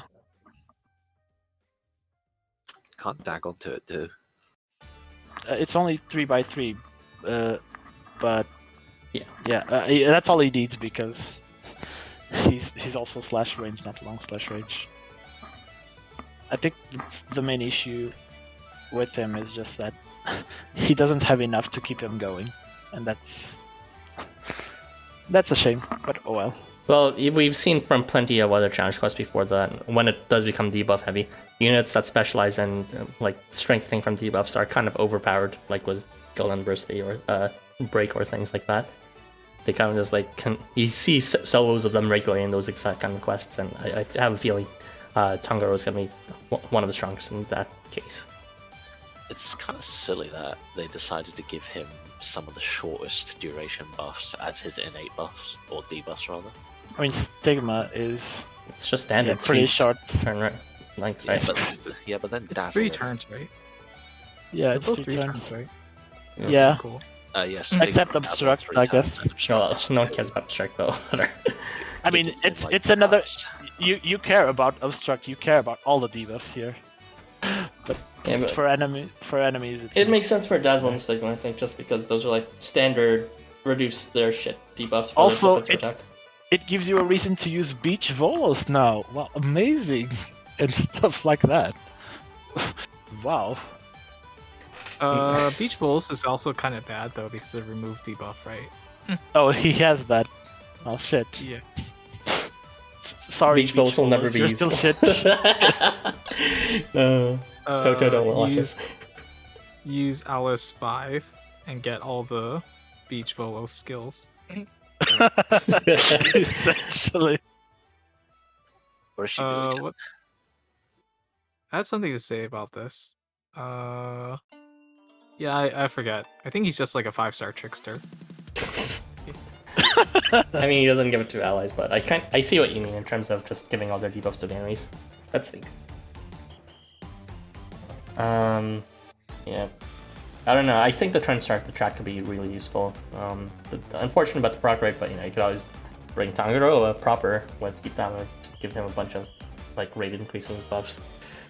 And then you could have a setup that pulls all units every turn, and then you could do the reverse Ikebukuro on them. I kinda liked using Kanan Tangaroa with him, to be honest, but that's just because I thought, what if I use a unit with extra horizontal movement and also defense and healing buffs? Yeah, I guess just energy is there. And also it's kind of funny that one's like spread buffs and the other's spread debuffs. The Like, opposite. Did we say use Smoky God yet? No, we didn't. We didn't. We made a joke about that earlier. With Not Alf, but not for him. not for this unit, no. Yeah, you can use a Smoky God so that Talter clears countdown from his allies, and then gets the countdown for himself. And you have Oh, to- that's actually a pretty neat meme that I didn't think about. And you get that plus 50% for the 3x3 spread debuffs. So yeah, But then Tangaroa is going to be at 1 HP the next turn. well, that's the price we have to pay. I suppose it is. Okay, I think that's all we have to say about this, so we can now read the last set of comments if you will, Erbie. Right, where did we leave off? God knows. Oh my god, Nightglow's Katuga. I tried pulling them, but okay. The freaky fish guy. Tangaroa Infinity. Oh, he's seen things. Oh no, tentacle memes. What if we release? What if we release Dagon again? Yes, except less generically useful. Wide/Volk. I'm not seeing it. Sorry. I think it's just because Wolf is. Isn't Wolf's already White Slash? No, he's thrust. Oh, his possession effect is his possession effect is White Slash. I think that's just going to be the Invasion main ability, but it remains to be seen. Dagon, Electric Boogaloo. Actually, this entire banner feels like Kanan 2.0, but Shinya is a worse Kijimuna. Shinya's like not even close to Kijimu. Kijimuna's a good unit. Shinya is Yeah, Shinya the fucking complete opposite. sucks. Oh Yeah, my I would God. disagree a lot because Cannon Banner is actually really, really good, and this banner is not really, really good. Yeah, it's really not worth it unless you really want to unlock their date quests on Valentine's or really like them. Didn't they say something about like they're gonna be releasing special quests accessible outside of the event now? Oh yes, I think they did. So now Yeah. it's like you don't even have to collect their 3 stars anymore. Just like- we don't I know would how not they're say doing that. now. I would not say now because considering that LifeWonders has always pushed back their deadlines, you can never True. trust that. Yeah, Okay, eventually there's also another variable here is that these are main chapter banner units, and main chapter banners, they do not tend to reprint outside of the release of the next chapter or something like that. So I don't know how they're going to distribute these units again.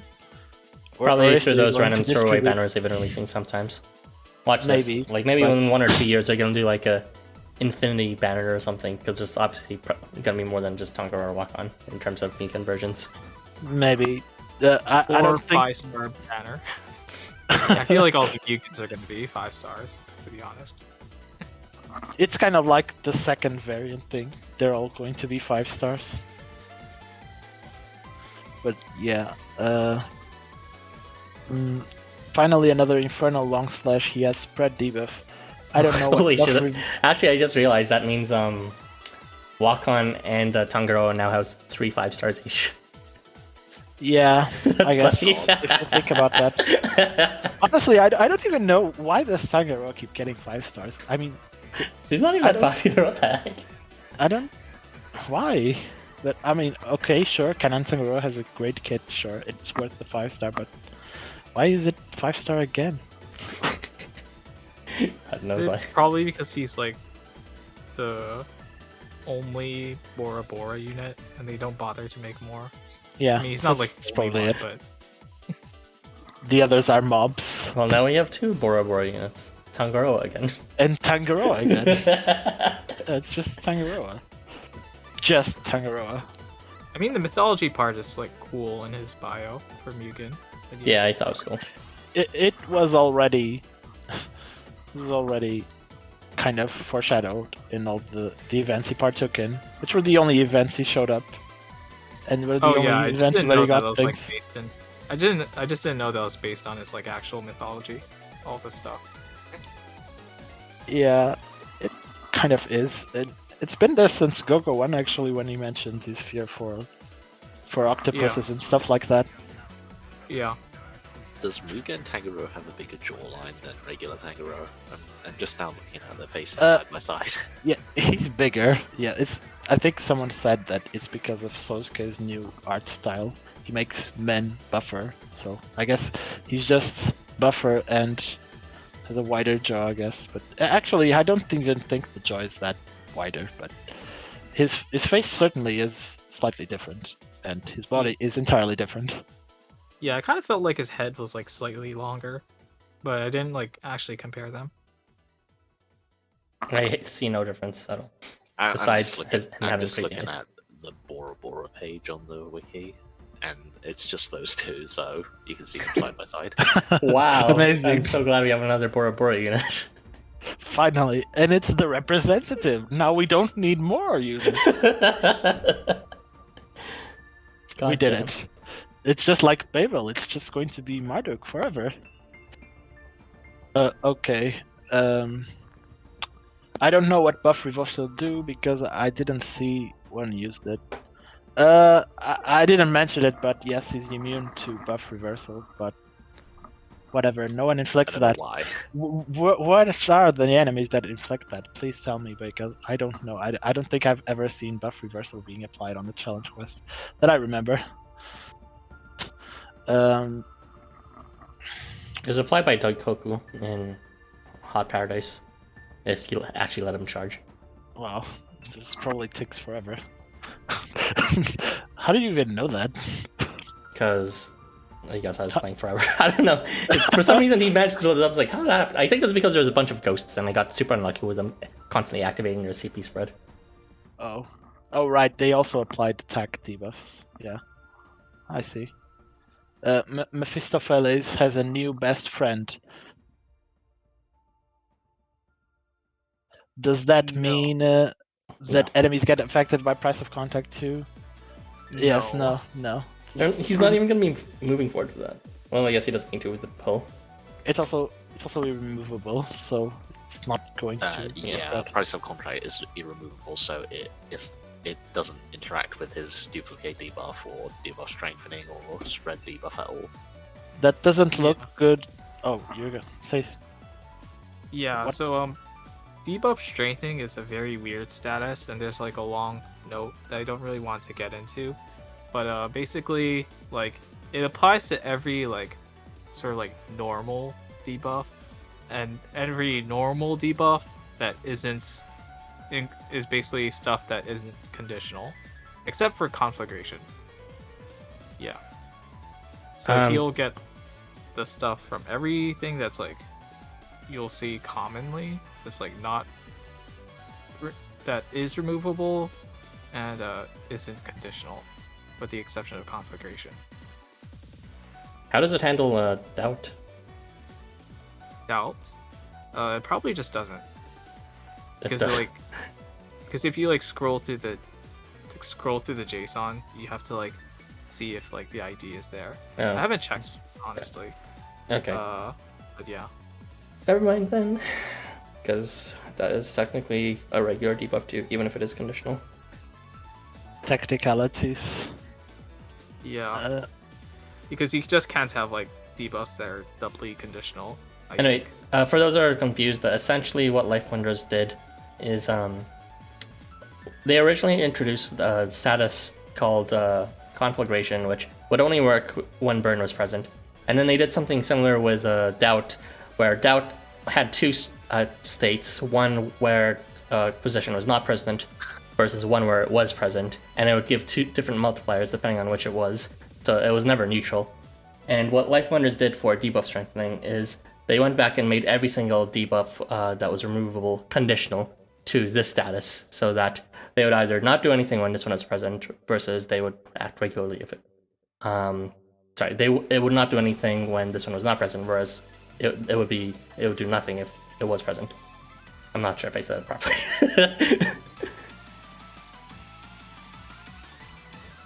Anyways, technical details, but it acts weird with conditional things like conflagration. Yeah. Going back to the comments, that doesn't look good when he flicks Dazzle and Stigma on himself. I already said that he's not afflicted by those statuses. I mean, I guess he is afflicted by the damage over time that Stigma inflicts, but who cares about that? But do you think the reason they have limited movement is in reference to the Madness debuff, but permanent? I think so, actually, yeah. It's thematic like that, I would say. Like, he has permanent craziness in a way. Sort of, yeah. So Infinite Tangaroa or Volk Face Love? I'm not getting the question. Both? Who do you pick, I guess? Even though it's not like they're either redeemable. Actually, Stuff is redeemable, never mind. But Wolf is not good. Though 0 damage, yes, he can take 0 damage in very specific situations. I haven't tried it a lot, but I don't know how, but it happens. Another friend for Nightglow's Katuga, as long as he doesn't get pushed. 4-star Shannon will do, though IG. Not sure if that's the best idea, but Tangaroa said we have evasion at home. I mean, yeah, he sort of did, yeah. He's full of debuffs. Tomte Synergy, let's go. No, do not bring Tomte. That sounds like that's a terrible idea. In fact, I actually did bring Tomte with him on one of my test runs. It was like I was just not thinking, and it was like, wait a minute, why? I wanted a healer, and I thought, oh, Tomte is a good healer, but then I forgot that he removes debuffs, the main thing he's used for. And I was like, oh. Yeah, maybe not. Shit. Maybe not. Is it only on face card though? Like, yeah, it is, but I was doing a dual strat, so for that, so they would start close to each other, and he would lose his face start debuffs. Yeah, and it was just like, shit, I didn't think of this. But it's fine if the turn order is okay, right? Yeah, it should be fine if you switch. It should be fine, yeah. Okay, cool. Oh, I see. I don't know if it's the same one like Tomte's one. Drain to counter the base Katuga meta. I mean, yeah, it sort of is if he doesn't have turn start buffs or something like that. And if something survives. No, don't actually use Tomte with him. Tomte will remove debuffs. Yes, exactly. His CS attack is still long slash like Suzuka's one. Yes, that's kind of a shame, to be honest. It would have been cooler if he actually had more range or something like that. Something like Wakan that becomes all range, but no, he's not allowed apparently. The neat thing about his debuff strengthening being tied to a status is that it will still be active even if he's like skill locked or some shit like that. So Even if he loses all his it's- skills, he'd still be getting those defense and attack multipliers and activation rate adjustments. But he would then stop spreading his debuffs. That's Well, yeah, that's another important thing. But the one effect by itself from the status is pretty strong. So I thought I'd be more interested in him as a unit, but Halloween Azeroth existing killed any enthusiasm I had over him. He's steady at least. Yeah. Tanka can equip that 5-star AR with Tada in my choices, because I got it at TM. Can he? I thought it was just slash. Oh, yes, he can, but why would you? I mean, I guess if you're using him with teams that apply burn. Does Stuka apply burn to allies too? I forgot about that.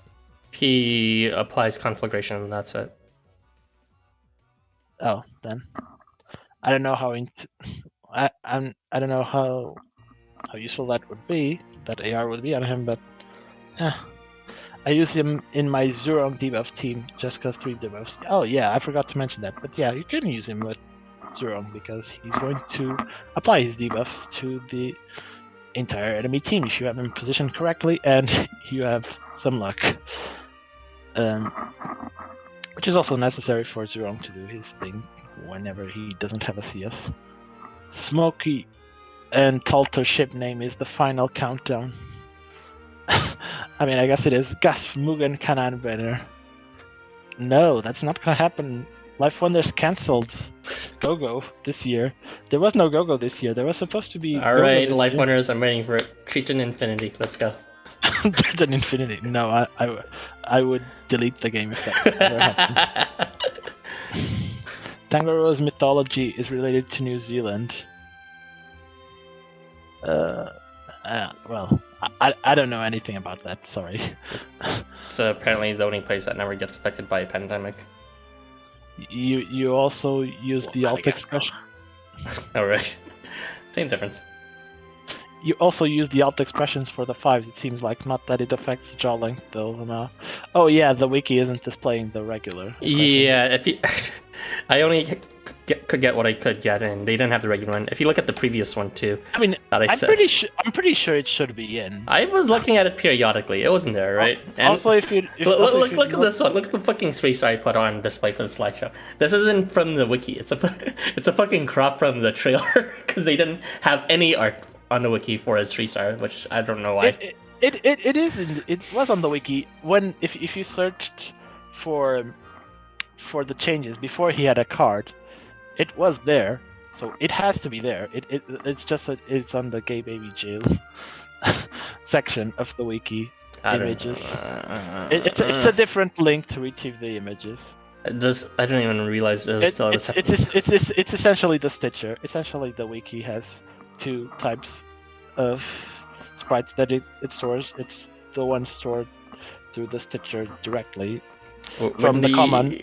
Why you gotta be so perceptive of my inability to get the best assets? Damn it. Because it was mentioned on the comment section. If it wasn't, I wouldn't have done it. But yeah, you could have done that, but I'll tell you later. My gosh, what are these expectations? You do realize I'm the only one setting these assets, right? I know. Okay. I'm not judging. I'm just saying that you could have gotten them. Just read the comments, Erbie. I'm sorry. I think the alt expressions were the only ones available on the wiki. Yeah, pretty much. The last time I checked, it was like that. LifeWonders said, "You know that one forgotten unit myth, Tangaroa?" Me, yes, LifeWonders. So let's make the new unit, Tangaroa 2. Essentially. Brilliant. Just bypass the wiki. I mean, it's still on the wiki. No, you don't need to bypass the wiki. Technically, this is Tangaroa 3. Yeah, I guess sort of. Yes, it is Tangaroa 3 because the Kanan version was not really Tangaroa. It's just Tangaroa and Yam. So it is actually Yam. So, oh my god, 3 Tangaroas. Can't believe it. LifeWonders is truly the peak of originality. Truly, Bora Bora has all the diversity it needs. I mean, I'm fine with this because it makes sense. This is essentially Kanan and Gogo one was essentially the setup for this to happen. It was already expected. It was already on the bios and it was already on the stories. But so it was a matter of time. I just didn't expect it to be like this dumb Mugen concept, to be honest. But it is what it is. Yeah, the tribesmen from the Kanan Island event were made buffered too. I'd imagine he was buffered to match him, since I'm assuming they'll be in the same quest as him. Probably. I don't know how they're going to handle that. Okay, we make the unit Tangaroa as Tangaroa 3. Just scroll through spoiler chat to get them. Yes, we could also done that. No, thanks. and it was also on the wiki server, I think. I think it was posted there. Actually, I think I was the one that posted there. It's hard to find when everything is like covered in the spoiler tags. I don't know which ones are images I need and which ones are legit spoilers I need to fight. Yeah, that's fair. The server has been quite clouded with spoilers. And people complain about Seth clone. I mean, Well, there is more like, Seth clones. Yeah, Seth has at least 8 sets at least now. Yeah, Tangaroa 3, it's nothing. There's like 8 sets, please.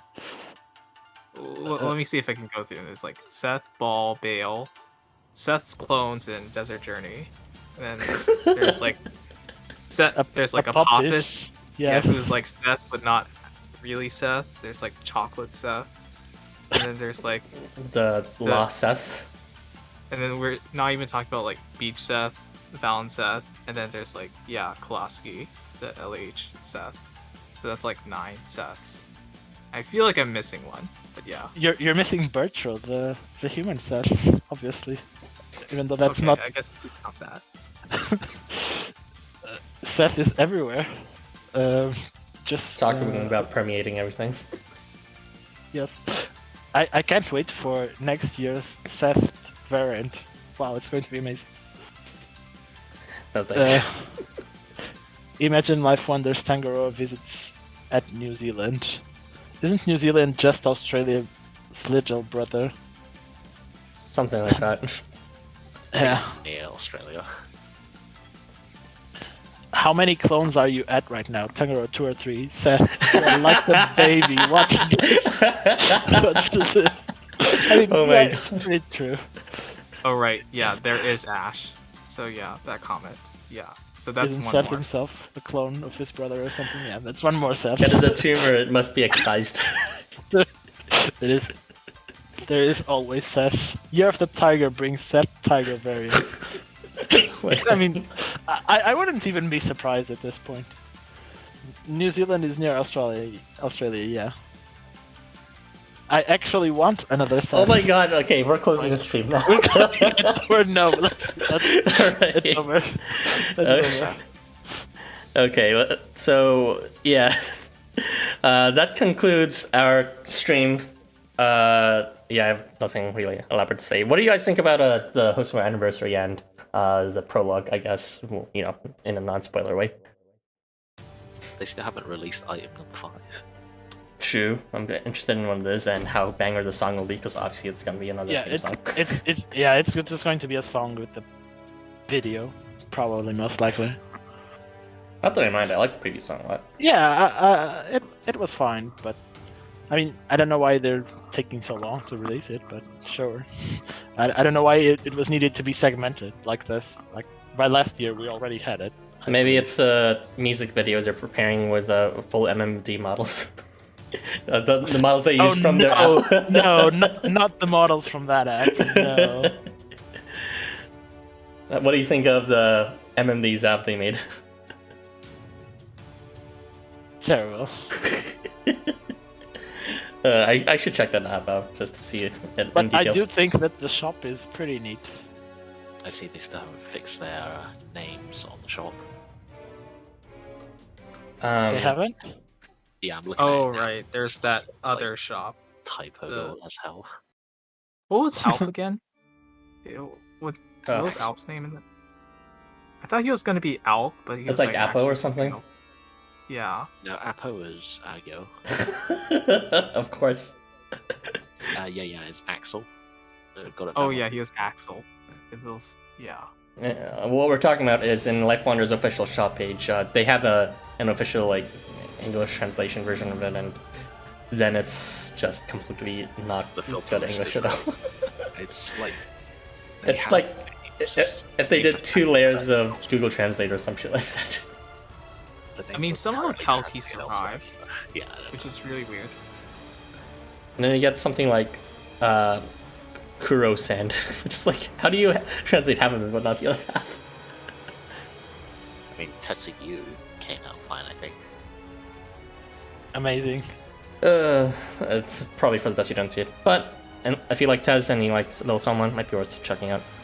It is overpriced, and I only found out later that they don't even deliver to Canada, so whatever. Yeah. Canada is doomed Over. to not receive it. No, we just know Canada that is so it's a bad. complete rip-off, it's fine. But yeah, I'm not one to buy merch anyways, especially not overseas merch. I'm kind of just waiting on a merch that wasn't revealed yet, and I probably shouldn't say anything about, but I'm kind of waiting for it because it looks Miss Annie. very good. This anime What? is okay. It's kind of like there's actually a lot of like stuff that should never ever have happened that's like actually happening, like English Sumopedia. And, Oh like, yeah, that's finally happening. Yes. Crazy. and like Gamma G actually coming back with like something. I mean, New. Summonpedia is not on stock yet, I think, or is it? I don't know. They put it there, but it was never on stock from what I heard. Supposedly, it's not even translating the book. They offer it like a side translation book with the original non-translated book. It's- I mean, that was we already knew that because that was the same for the Chinese version. It's funny. Uh, Yeah, I like what they did this anniversary. The 5-star was actually a neat surprise. I was actually not expecting that, even though everyone was expecting it. Supposed to be Yeah. now. I was demanifesting it. I did not want one. Did he actually use Everybody it else yet? has to suffer like me. No 5 stars.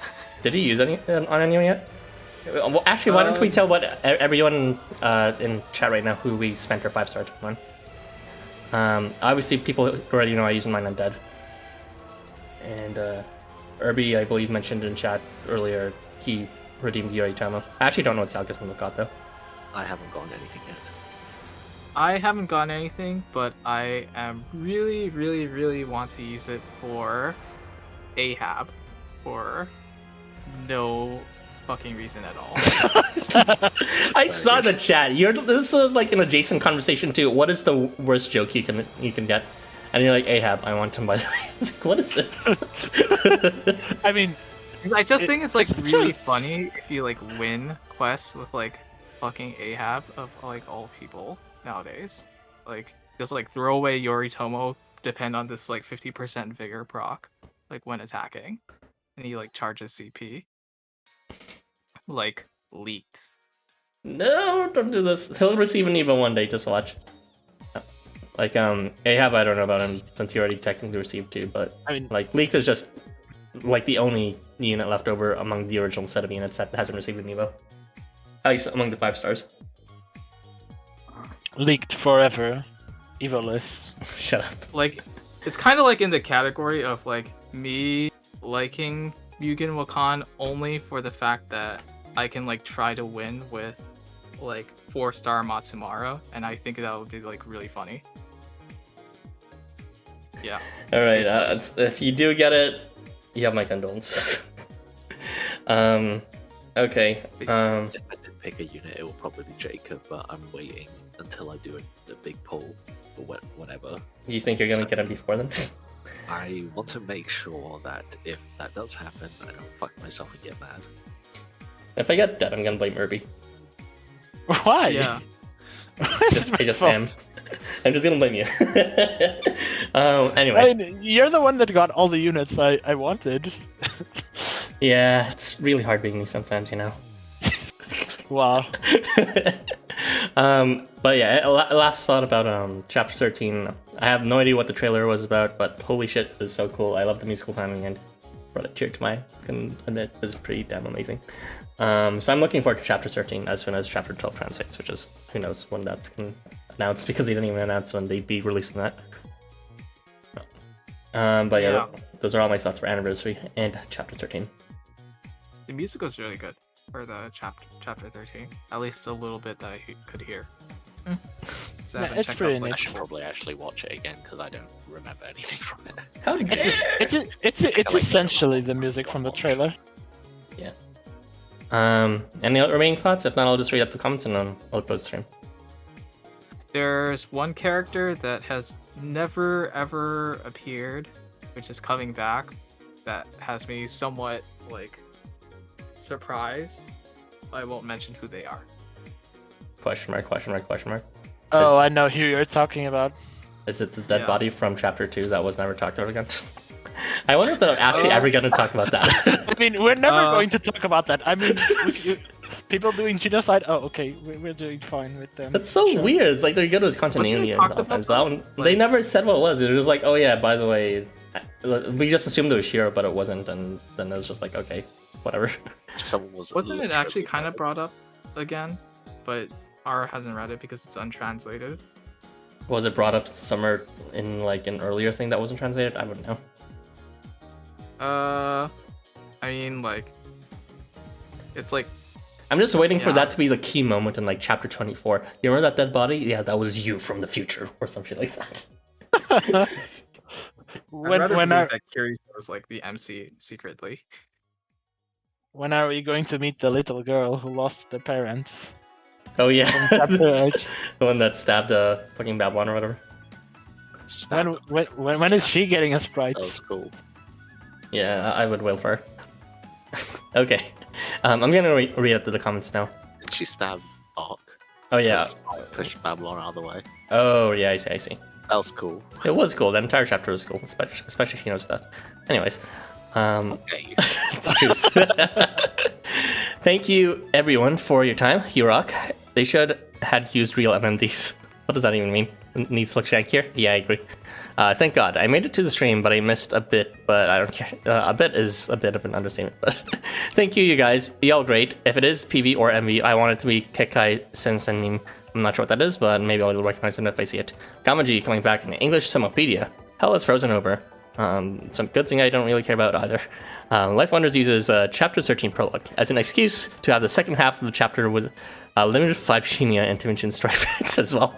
Honestly, it does feel like they kind of introduced us because they want to okay, we need one more item for these 5 items. Why don't we just release the stuff that we are planning to release all at once, but only part of it at the beginning? That's what it feels like to me, but I don't mind. Probably will not bail 5 after the grab bag though.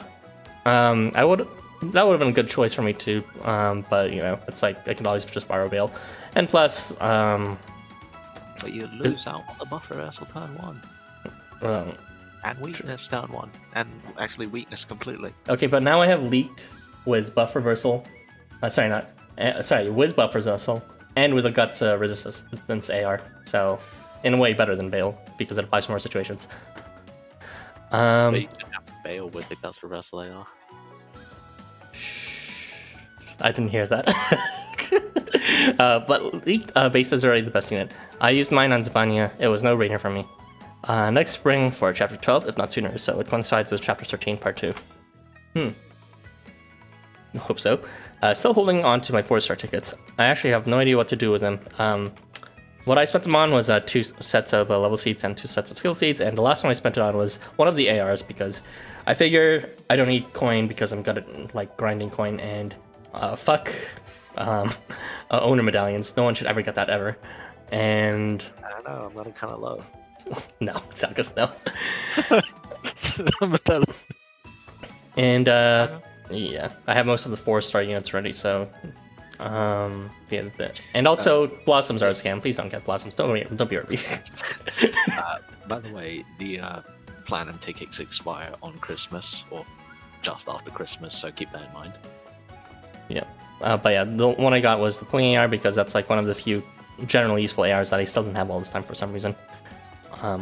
Even if I get a dupe of it eventually, it's fine because it's that last ticket I really could have just used it on anything at that point. What AR? It was the pulling on move AR, the Oh, way of the sorting. emoji. Yeah. Yeah. So obviously a lot of people have used that one already for many reasons. Zal, so what was your favorite part? Ara, the part where your boyfriend died? I mean, I'm pretty sure it was his favorite part too. I mean, I liked it. Thematically, it was very cool. Like, You heard it here, folks. He loved seeing his boyfriend die too. you know, I just want to hold his hand. Well, the only way you could do that is if he dies, just letting you know. Now time to wait for now time to wait for Christmas so people can say Infinite was fate.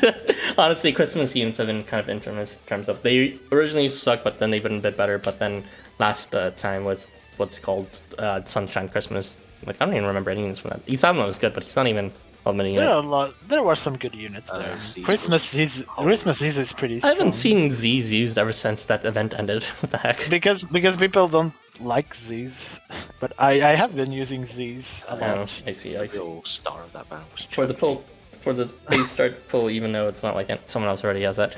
It's not even just the face start pull. The face start pull is nice, but the vigor spread and the dazzle and the heals are actually a very good combo, to be honest. I've actually used Christmas Yasuyori quite a bit, despite him like having really like bad damage after CS. Just use him as a brainless CS bot. Mm. And also, like, Yeah. Christmas is kind of a landmine, as you can see. It's like it's been known for bad units, but then it's been known for bananas evos, and it's also been known for really good units too, like HOUSAMO. And then there's like coin flip units. I mean, there'll be a Hanuman Evo. Then there's Christmas, Choji, and Melusine. Oh my god, I am so glad that Melusine did not receive an EO just so we can meme about it even more. You know who deserves an EO? Pollux. And then Melusine just like spills her tea. What the fuck? Oh my god. Well, now she has a friend. She has Choji. Mystic Christmas was insane. Yeah, it was pretty good. I wanted. Pardon, sorry. Go ahead. I feel like this Christmas doesn't seem very appealing so far. At least I don't know really see who they could put at the banner right now that would like make me pull. Yeah. Yeah, same. I'm not seeing it either. But Let's go. Good luck. Dad's second variant. Let's go. no. Honestly, a second variant might be like more interesting than like whatever they can pull from like Oh my the god, current What do you use think? without variant. I do not care about that second variant, but maybe they will make Will me it be care. triple 5-star? Mm, Triple I, 5-star dead? I don't think it will be a 5. I don't think it's going to be a triple 5-star. Oh. We'll see. We'll see. But that is due to information I should not possess. Christmas, as you can see, is kind of just like a coin flip. We'll see. I don't know. Half the time I skip it, and other times I'm like, ooh, that's pretty good, and I skip anyways. I wanted Christmas Yasuyori, but got Z, so I don't have her LET of spite. Her what spite? I'm not sure what you mean by that, but He says he Use doesn't her use her out of out of spite. spite. oh, I see. Yeah, that's unfortunate. Sorry to hear that you become a better person that uses her. Also, we haven't gotten a new AR banner in a hot minute. That's true. That's true. The last one was like Afkari or something like that. Good. Good, AR banners suck. Let's not do the more of the I thing. like AR banners. I feel like we've been getting more free ARs Doing a lately. general banner anyways. I mean, I do that too, because there's no AR banners. The free ARs we've been getting are better than most of the Yeah. ARs You know they give. the Oh my banner. god, they're better than almost all of the ARs we got this year on banners. True. The AR I most wanted all this time I've been pulling was the Blessing Bestowal one for leaked. But now that the Guts Resistance one has been released, it's like I don't even care. Like I guess I'll want the Arc one, but other than that, that's pretty good. Pretty much it. I mean, but yeah. Okay, those are all the comments. White Dozomar. Every delayed variant is shown up in Express. Leave stands, get ready. I guess Santa Leap has been hyped up for a while for whatever reason.